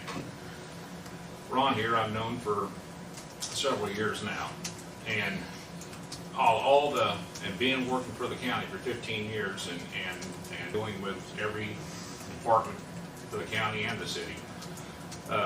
He's the first veterans officer that really knows his stuff. When he's a Navy, he did some top secret stuff going on, you know, and he's got resources, and he still has these resources that helps out the vets today. I was one of the guys that went over to the Veterans Hospital and got our cards and everything else to get some benefits for what we have coming to us and everything. And you know, Ron don't have maybe the best bedside manner sometimes, and some of these veterans, especially the ones that have really seen some action in here, they do, their patience run a little thin sometimes. But anytime you work for a city, county government, or state or federal, and you deal with the public, you become a victim of society. So you got to take into consideration that the people out here servicing, you're trying to do the best, and sometimes they, like Dwight Smith said, you can't please everybody, and regardless of what you do. And so I strongly suggest them to keep him, because I mean, you got a lot of veterans in here and everything else is standing up there and seeing that side, what he can do. And sometimes when you're out here dealing with people, regardless of what you're doing, you got to go up to their level or down to their level. And sometimes you don't, like I said, you don't make everybody happy. And so I just want to encourage the commissioners to really give a consideration on this gentleman. And I think if you keep him on, which I think he will, hopefully, he'll do you a good job. He does us a good job. And that's all I got to say. Thank you. Thank you, David. Hi, I'm Jackie Hill. I live on 13th Street. I'm from the American Legion Auxiliary. I thank all of you guys for what you do. The American Legion Auxiliary services our veterans. That's what we do. We are here to provide for needs, for wants, just for support or a listening ear. There was a complaint from me about Mr. Stevens. We met yesterday, had a very long talk. After we got to know each other and I could see this type of person that he is, I knew that from now on we can work together. When I tried to get a hold of him, it had just been in the paper that he was hired, so a lot of snafus between him and mine, and voicemails and phone calls, and you know, sometimes people are hard to get a hold of. Well, we got that settled, and we've agreed to work together. He gave me information about veterans that the American Legion Auxiliary can help, and then in return, he asked me, well, what can we do to help him? And I said, what do you need? That's the kind of service organization we are. And so from my standpoint of being from a service organization, I look forward to working with him. He gave me information yesterday that we didn't know. We have Gold Star families here in Fayette County that they need service. Well, now that I'm aware of it, I can get a hold of the different organizational parts of the auxiliary to bring all of those needs and wants. You all know about the POPPY funds and what the POPPYs are for. That's for the needs of the veterans. And really, it's not the needs, it's the wants. Sometimes a veteran will want, just as an example, right off the top of my head, they might want a case of Pepsi. But because their funds are limited and they're out of money, well, they want a can of Pepsi. Well, that POPPY fund from the American Legion Auxiliary can go and get them a case of Pepsi so that they'll have it. So, and what I'm wanting to say is from now on, working with Mr. Stevens through the American Legion Auxiliary, I look forward to it and want to continue to be able to work with him to meet the needs of our veterans. Thank you. Hi, my name is Tim Stickler, excuse me, from 1880 North County Road 50 East Gunnersville. When I retired in 2020, I was lost. The pandemic started, the world went into lockdown, everything stopped. I got no going away. I didn't get to see people I'd worked with for years. I just faded into the distance. The VA stopped working on cases. They were helping veterans who were bad, that were homeless and didn't have food. So I spent months and months working on my own documentation, researching online, doing these things. When I first met Ron, I had been retired for almost a year, and I was so fed up and lost with the process. I couldn't talk to anybody, and he was a rock for me. I came in to his office with my hair on fire, sorry, and Ron had been there. He knew what I was going through. He helped me get through it, looked over all my paperwork, explained what was going on, and helped me through the next steps. He was very educational and integral with me transitioning to the civilian part of my life, especially because I moved here from over 2 hours away, and the only answers that I had gotten up to that point were you have to go back to where you started from. I couldn't get help anywhere else local. So I do appreciate all the work he's done, and even to this day, he'll still call me up occasionally just to see how I'm doing, and I'll stop by his office. He's a good friend to have, and I'm glad he works here and helps other veterans.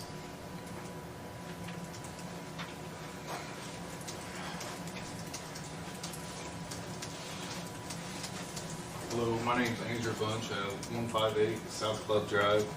I'm an Iraq vet. Like Bob said earlier, we started the Veterans Service program here in the Veterans program here in Connersville. I met Ron through that. Since meeting Ron, I've got him lined up with a lot of people. Uncle Buck back here, he was in Vietnam in 1969, and he didn't get his benefits until just now. Ron got him up for him. You know, nobody in the past has even tried helping with him. I got another guy right now. He's 92. He didn't think he had any benefits whatsoever, and Ron's working on him, getting him some home health aid and stuff like that. The system's already failed him at this point. He's 92 years old. You know, Ron is not letting him go out without nothing. So he's been good for us. He's here for the veterans. I mean, obviously, you see how much of a crowd he has. So the veterans themselves, for the most part, we all appreciate Ron. We hope you guys keep him around. So, thank you. Thank you.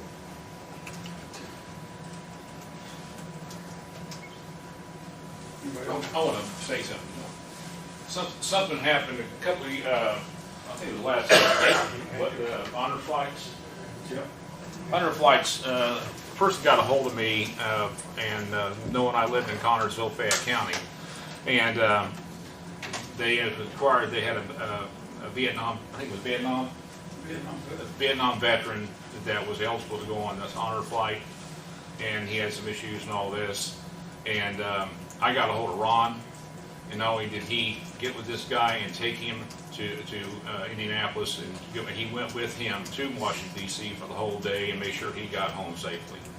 And I mean, he takes that kind of stuff seriously, and regardless if we don't have too many World War II veterans, there may be some Korean, but especially Vietnam and what's gone on Iraq and Afghanistan, all this, he's done an excellent job with these veterans.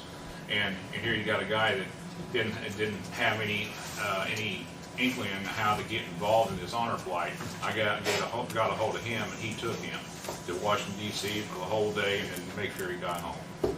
So with that, I'm going to go sit down, and I think anybody else wants to say something. I think maybe you guys got the picture. So thank you again. Yeah, thanks, Dave. I'm Dan Burton, 4503 East County Road 400 South in Connersville. I have tried for 17 years to get somebody to listen to me. I slipped through the cracks. I was marked as deceased when I was discharged. Nobody at all would listen. Finally, this year, I met Ron. He's the only person in 17 years that has listened. I now have benefits, and I'm a veteran, finally. If it wouldn't have been for Ron, I wouldn't have any of this. I wouldn't be among brothers and sisters. Thank you for everything. He's the best thing that ever happened. Please keep him around and do not get rid of him. Thank you.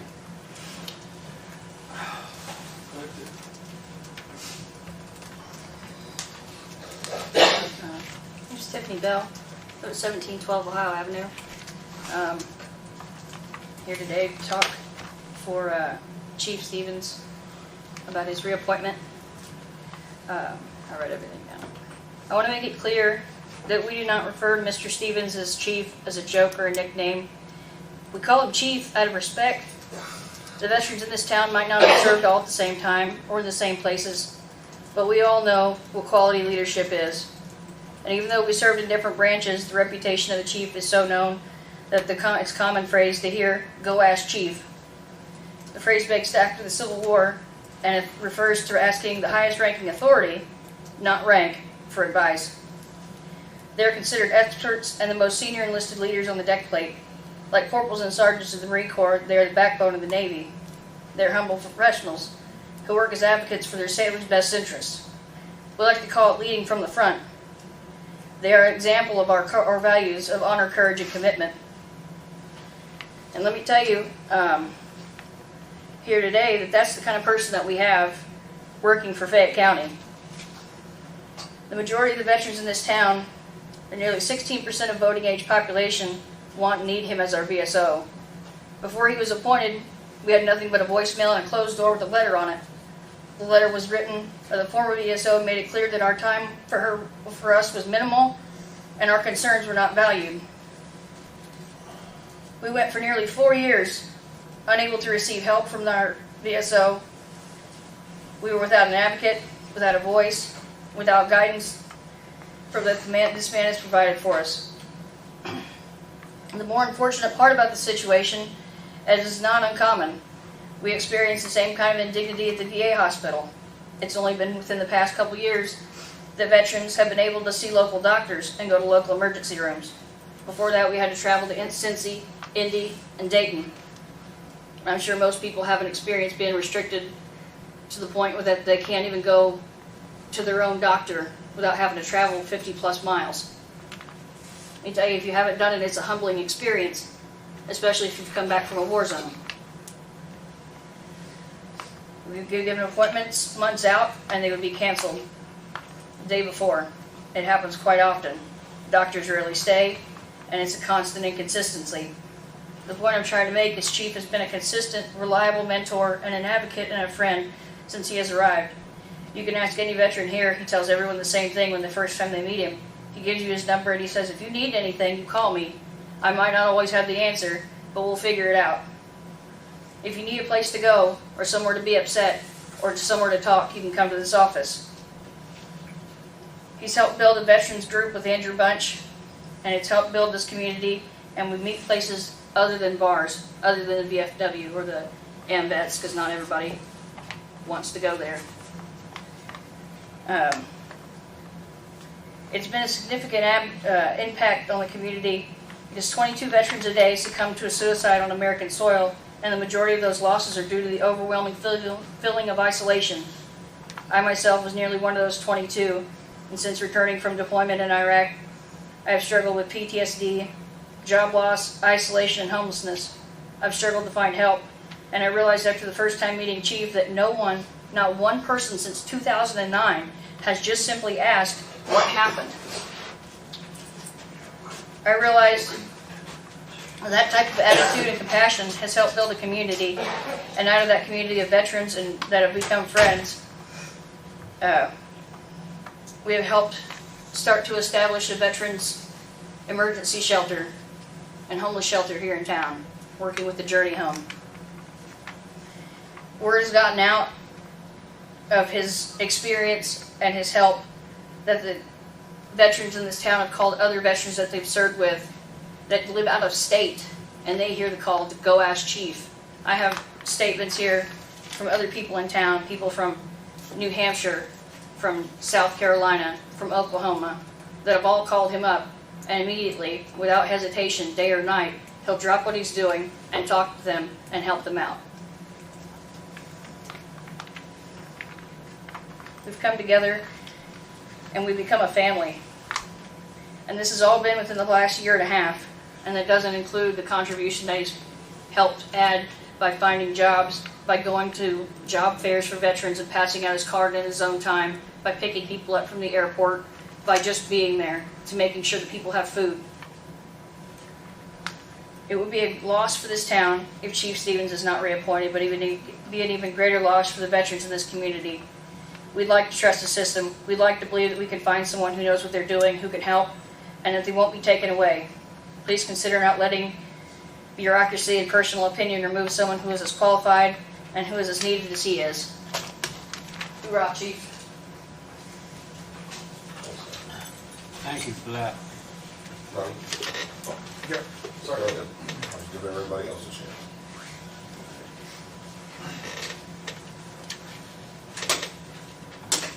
Commissioners, thank you. I'm Richard Harris, 227 West 3rd, just over there. Bless your hearts. Thank you for your service to us as a community. You've sat through, what are we at, 90 minutes now? I swore to myself when I retired from the military I would never sit through any more meetings in any job I would ever have. And it takes a special kind of person to make me come and be here. You know, I love you. When I retired, after 20 years in the Air Force, and 16 years of those overseas, and of those 16 years deployed overseas, 4 deployments, in some cases to war zones, I never saw, and I'm a senior non-commissioned officer, retired master sergeant, I never served on a floating battleship like this guy. That takes a certain personality type. And the one thing that I noticed when my last duty station was Grand Forks, North Dakota. We have a wonderful VSO there, Lieutenant Colonel Tom Sattler. And when he left, I think he retired from civil service, military service in 20 years there. When he left, the office went into disarray. Into disarray. It was a full-time office. And the thing is, this is a full-time job. This is a full-time job that we pay as a county part-time. Now, that's something that you should fix, but it's not on the table. When I came back here, somebody said, Rick, you would be perfect. And I said, you're absolutely right. I would be perfect. I'm a disabled veteran. I'm good at administrative stuff, and I love helping people. But there's no way in the world do I want to deal with the bureaucracy of meetings. I absolutely deplore meetings, and bless all of your hearts for sitting here for this long. And we're here for one reason. We've sat through this for one reason. We went through all the other stuff for one reason, is because this guy needs to stay. You need to keep this guy. He's the right guy for the job. He's the absolute right guy for the job. And you're getting full-time service on a part-time employee. Now, if you want to make people happy, because I don't know what the subject of your closed-door meeting was, but if you want to make people happy, close the office, put in an ice cream shop, and put in 31 flavors, and then everybody will be happy. But if you want to serve veterans, and here we are, this is the guy. So, respectfully, keep Ron, everybody be happy. Because otherwise, if Ron leaves, then I'll have to apply for the job. And then I'll have to go to meetings. I don't want to go to meetings. You don't want me. You want Ron. He's so much easier to deal with than I am. He is. But again, I thank you for your service, because you're here for the community. People thank us all the time. You serve as well. And I want to say one thing. We have wonderful first responders in this community. I have a hobby. People may know that. I listen to them all day, every day. You know, get your first responders out there, anything that you can. And you have one unpaid, unrecognized first responder in this guy. He'll come day or night. If you're a veteran, day or night. If you're a human being, day or night. You know, Ronnie's that. So he's a first responder as well. So, folks, I thank you. Thank you for listening. Ronnie, I thank you. Appreciate it, brother.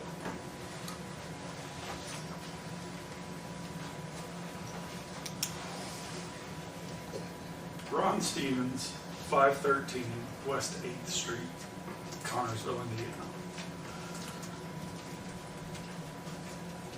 May take a minute, but I'll get through it. Thank you for allowing me to serve you as your veteran service officer and as your brother. I see the sign on my door says Veteran Services. There is no definition for what those services are other than whatever it is that walks through the door. We're one person. Previous one was one person.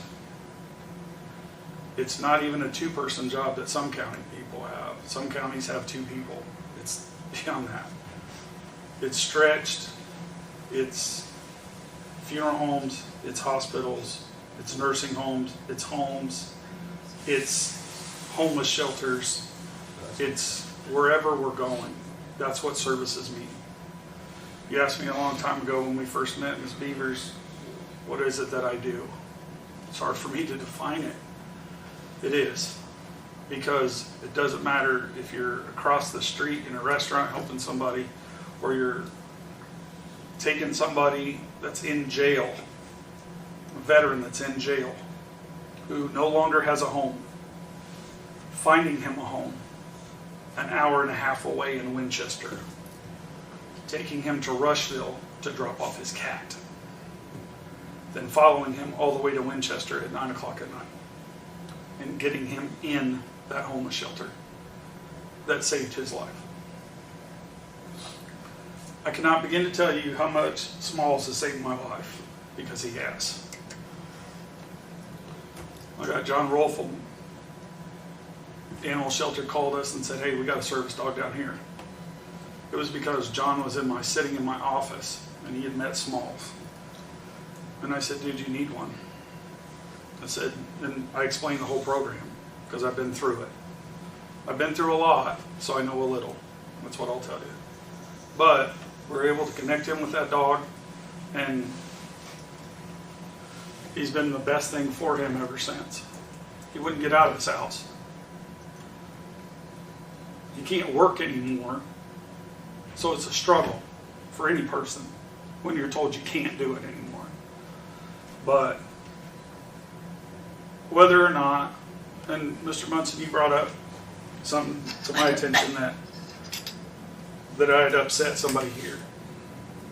I just want to let you know that I went to every single office in this courthouse that I deal with, and I apologize to every single person if I've ever upset them, said something out of turn, seemed as if I was upset with them when maybe it was I was just frustrated.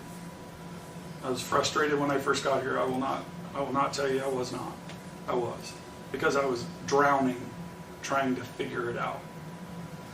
But I did apologize to everybody here, and they've all accepted my apology, and I made it right. I was given advisement on a person I had a confrontation with that, hey, they don't want to talk to you. And I took it under advisement, but if I cause somebody a problem, I want to fix it. That's my job. That's who I am as a human being. I don't want, because my intent is never to hurt anybody. My intent is never to make somebody upset. That's not what I wake up and want to do. But I went and I made that right. When I found out about Miss Hill, I had no idea who she was. None. But she used to work in the auxiliary. She was part of the American Legion Auxiliary here in Connersville. Now she's left Connersville and Fayette County's American Legion. Now she works for an American Legion on the north side of Indianapolis. I can't circumvent the leadership of my own local clubs. Because they left because there was tension. But I can utilize her as a resource. I can give her information. I can get information from her because they are a wealth of knowledge without upsetting the people locally. And I don't want to do that. It's not my intent. If I've ever upset any of you, I apologize. It wasn't my intent. You guys have always helped me. You've at least listened to what I've got going on, and I agree with it. It's frustrating sometimes, but I understand it. So I wanted you guys to understand that the faces that you see in here, 90% of them all have PTSD. 90% of them, including myself. But if that's your dad, your brother, your sister, your cousin, who do you want? Who do you want? I want them. 100 times out of 100, I want them. So I'm just the figurehead that knows a little to make enough phone calls, to make enough of an effort to do it. It was brought up, I do close my office. I do. There's times when I have to close my office on a work day. But if I have to drive a veteran from this town who's blind and can't see, to get him benefits that he hasn't had for 60 years. 60. I'm driving him. I'm shutting the office, but I have a phone. I can check emails, I can do all those things, but that's what I'm doing. But if it going and picking somebody up from Ukraine, I don't even know. But each one of these people that I've helped, and I'll say this, I will publicly apologize to Mr. Daniel Spurlock right here, right now. I did not call him to intimidate him. I did not call him to upset that man in any way. I just called to let him know, hey bro, I'm here. I'm here, man. I'm there. I'll bring it to you. But I apologize to him, and if he's willing to take my phone call, I'll apologize to him personally. But I don't want to upset him anymore, and I don't want to make a public nuisance out of it. But I will. I didn't call him to do that. I called him to figure out what was going on and get the whole story, not part of the story. It's just who I am as a leader and who I've always been and what I was trained to do. So ultimately, my fate falls in your hands, and I accept it one way or the other. I accept it. I appreciate you giving me the opportunity to serve this county, because this isn't just my county. It's my home. I left this town for 30 years, and I came back. As soon as this job came open, people around this room and people I worked for before, man, you need to apply for that. That's you. Because they see my passion and they see what I'm doing. I'll fix any problem with any person. Any person that has a complaint, I'll fix it. I promise you that. But thank you for your time. Thanks for caring enough to let me do it. Thanks for accepting Smalls as part of my, hey, I need this for me to be able to work kind of thing. But ultimately, whatever you decide, I understand. Okay, but these people asked me to come to my defense, and I'm not going to tell them no. But there's no hard feelings. There's no nothing. I want to continue to keep serving and keep serving them. That's the priority for me, is to serve this county and serve the veterans of it, and the other counties that keep coming too. So I'm not going to turn that away. But that's all I have. You guys have anything for me? Okay, thank you, Ron. Do either one of you have anything you want to say to Ron? I want to say thank you, too, for your service and your passion. It's obvious that you care. If I upset you that day, I'm sorry. I didn't mean to. You never upset me. Okay. If I did, that's who I am. Same for you, Mr. Munson. Okay, Ron, just for your information and for the information for your friends also, just prior to this meeting, we agreed today we would make some appointments other appointments were going to be delayed. The appointment for the Veteran Service Officer is going to be delayed. That decision is not going to be made here today. No, that's understandable, sir. But I want, let everyone know that. And your position is not the only one. Yes, sir.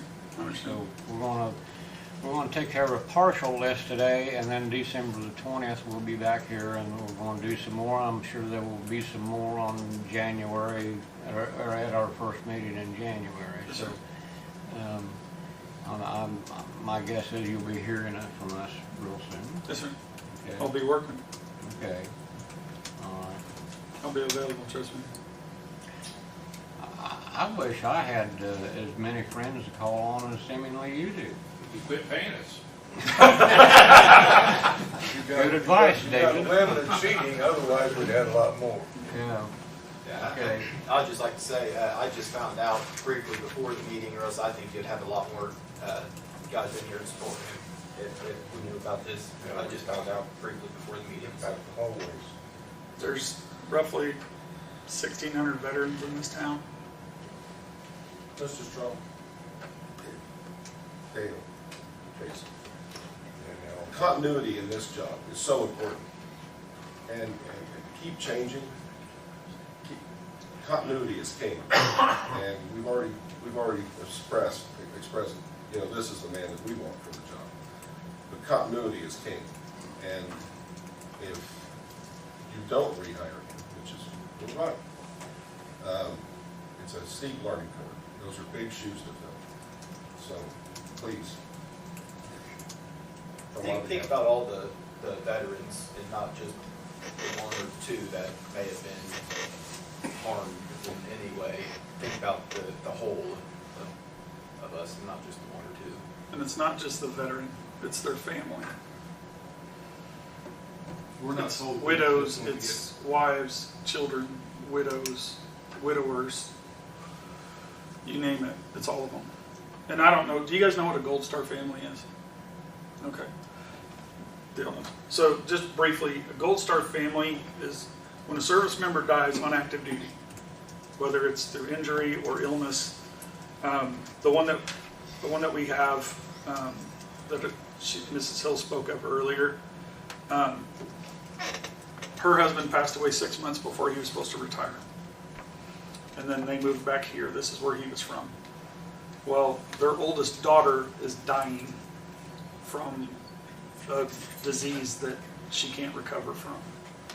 But a Gold Star family is that family. It's the spouse and the kids through college age. They're considered a Gold Star family, and they're treated as such from now until eternity, until they're done. But Gold Star families are very few and far between. You don't hear much about them or for them because they pretty much go into seclusion, like many of these veterans are in seclusion. But it's important to know that throughout the county and what can be done and what will be done. And we work through the 3 clubs here to do that. But it's just like when I have a veteran come in and I'm overlooking their DD 214 and they have a Bronze Star. And I don't know if you know what a Bronze Star is, but it's one of the highest individual honors a service member can get because they saved lives. It's a step below a Medal of Honor. And we have plenty of veterans in this town who are Bronze Star winners. That's who your constituents are. That's who we are. So, by all means, I am willing to do anything and bring anything to this town that I possibly can. Working on a van program, I'm meeting somebody tomorrow about it. From the journey home, about putting a footprint here that we don't have to rely on the VA to do it. We can do it ourselves. I'm going to continue to keep fighting. I'm going to continue to keep working for these people regardless of where I'm at. I did it when I was in California, I'm going to do it here. And I'll fix any other problems I have with any other individuals. Trust me, I'll fix them. I'll humble myself enough to do it. But I appreciate your time. Whenever I hear from you, I appreciate it, but I will be in my office working up until that time, and then we'll go from there. But I appreciate your time. I appreciate your help. Okay. Thank you very much, Thank you. Ron. All right, we'll just go ahead and move on with the rest of our agenda today. And you're all welcome to hang around. I got one thing I want to say. I know two people don't want to stay to me. This is the best setup of county commissioners I've ever seen in my city county days. 15 years for the county and 36 years for Connersville City. And I've never seen three people get along and not have a crappy attitude toward anything, anybody, or anything else. So I commend you all three. Thank you for that, David. Here's your dollar. Anyway, you guys, I've been sitting here listening to all your business and everything else, and I've been very impressed because Dale, and both Dales, you know, when I was the EMA director, I had my share with the commissioners and the city council, or excuse me, the county council, and it was the board sometimes. So, anyway, I commend you guys. Well, we don't fuss and fight. Huh? We don't fuss and fight. Not used to that. Let's see y'all. See you, David. Mr. David Caldwell is here from Soil and Water. David, did you have anything for us today? I'm here just because I've got the other, because I haven't been to any of the meetings, so I'm really glad to have heard what we've heard. Okay. But no, don't worry, no trouble here. All right. Does anyone have any mail they want to share?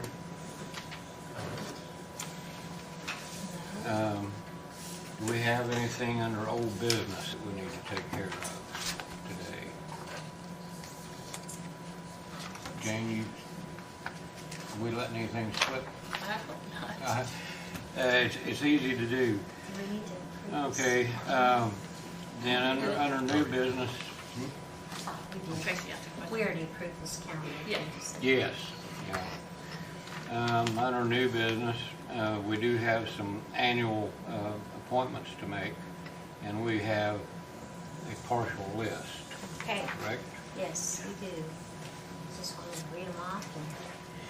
And, for Animal Shelter Director, we are going to appoint Dave Rickman, or reappoint. Area Planning Director, we're going to reappoint Bill McDaniel. Emergency Management Director is not being appointed at this time. With Adrian is retiring, everyone knows, he's coming up to the end of the year this year. He's retiring after 26 or 27 years, so I want to thank Adrian for all of his years of service here. Highway Director, Jay Haviland. IT Director, Michael King.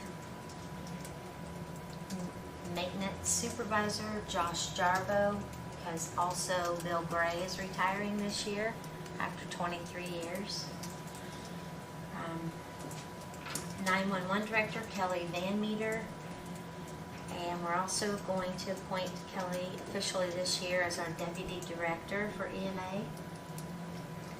And County Attorney, Jeff Westling.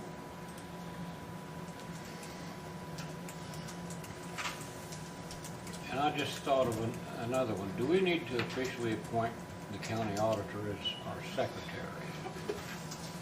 No. No? I'm set by statute, sorry. Okay. Well, that means you don't get anything extra. No. All right. You can't unappoint me either. So Oh, keep that in mind. That's true, yeah, okay, I'll not comment on that. Okay, and I will point out this, what Tracy just read is a partial list. There will be other appointments yet to be made in the near future. We want to make these one-year appointments, two-year appointments. I'll make them 1 year, and we'll approve that point since we're gonna add to them. Okay, all right. We need to make that a motion. Yeah. Yeah, we'll make a motion to make all these appointments one-year appointments. Okay. Second. We have a motion by Tracy, second by Dale, to appoint for 1 year the positions that she has just named department heads for the year 2023. Will that suffice? Okay. All in favor signify by saying aye. Aye. 3 ayes, Jane. Takes care of that. Also, we've been reminded that Chris Sweeney is desirous to remain on the Everton Sewer District Board. He's willing to serve, and we've been asked to reappoint him. I'll move to reappoint Chris Sweeney to the Everton Sewer Board. I'll second that. Okay, I have a motion by Dale, second by Tracy, to reappoint Chris Sweeney to the Everton Sewer District Board. All in favor signify by saying aye. Aye. 3 ayes, Jane. And, okay, we've already taken care of, approved the interlocal agreements with corrections and probation for IT services. We've done that when Michael King was up here. All right. Is there any patron concerns today? All right. Is there anything else you want to talk about today? Jane, are we forgetting anything? Okay. All that leaves is approval of claims and payroll. Move to approve claims and payroll. I'll second that. Okay, we have a motion by Dale, second by Tracy, to approve the claims and payroll. All in favor, signify by saying aye. Aye. 3 ayes, Jane. We will start signing.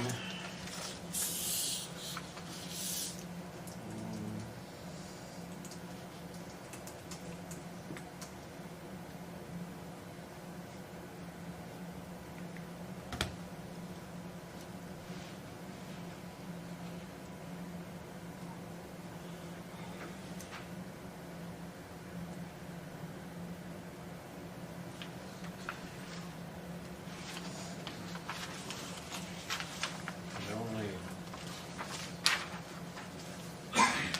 one signature on that thing.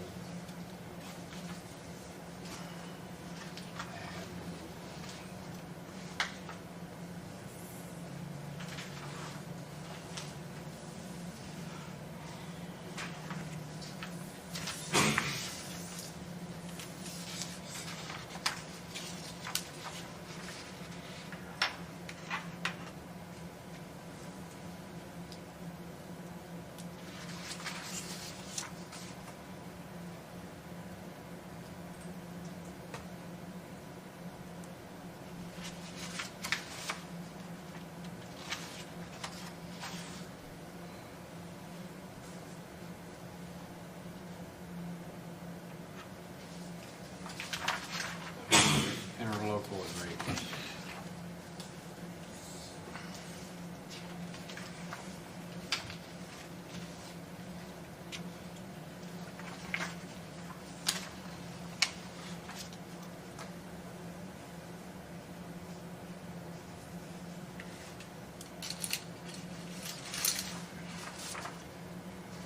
Ordinance 2212.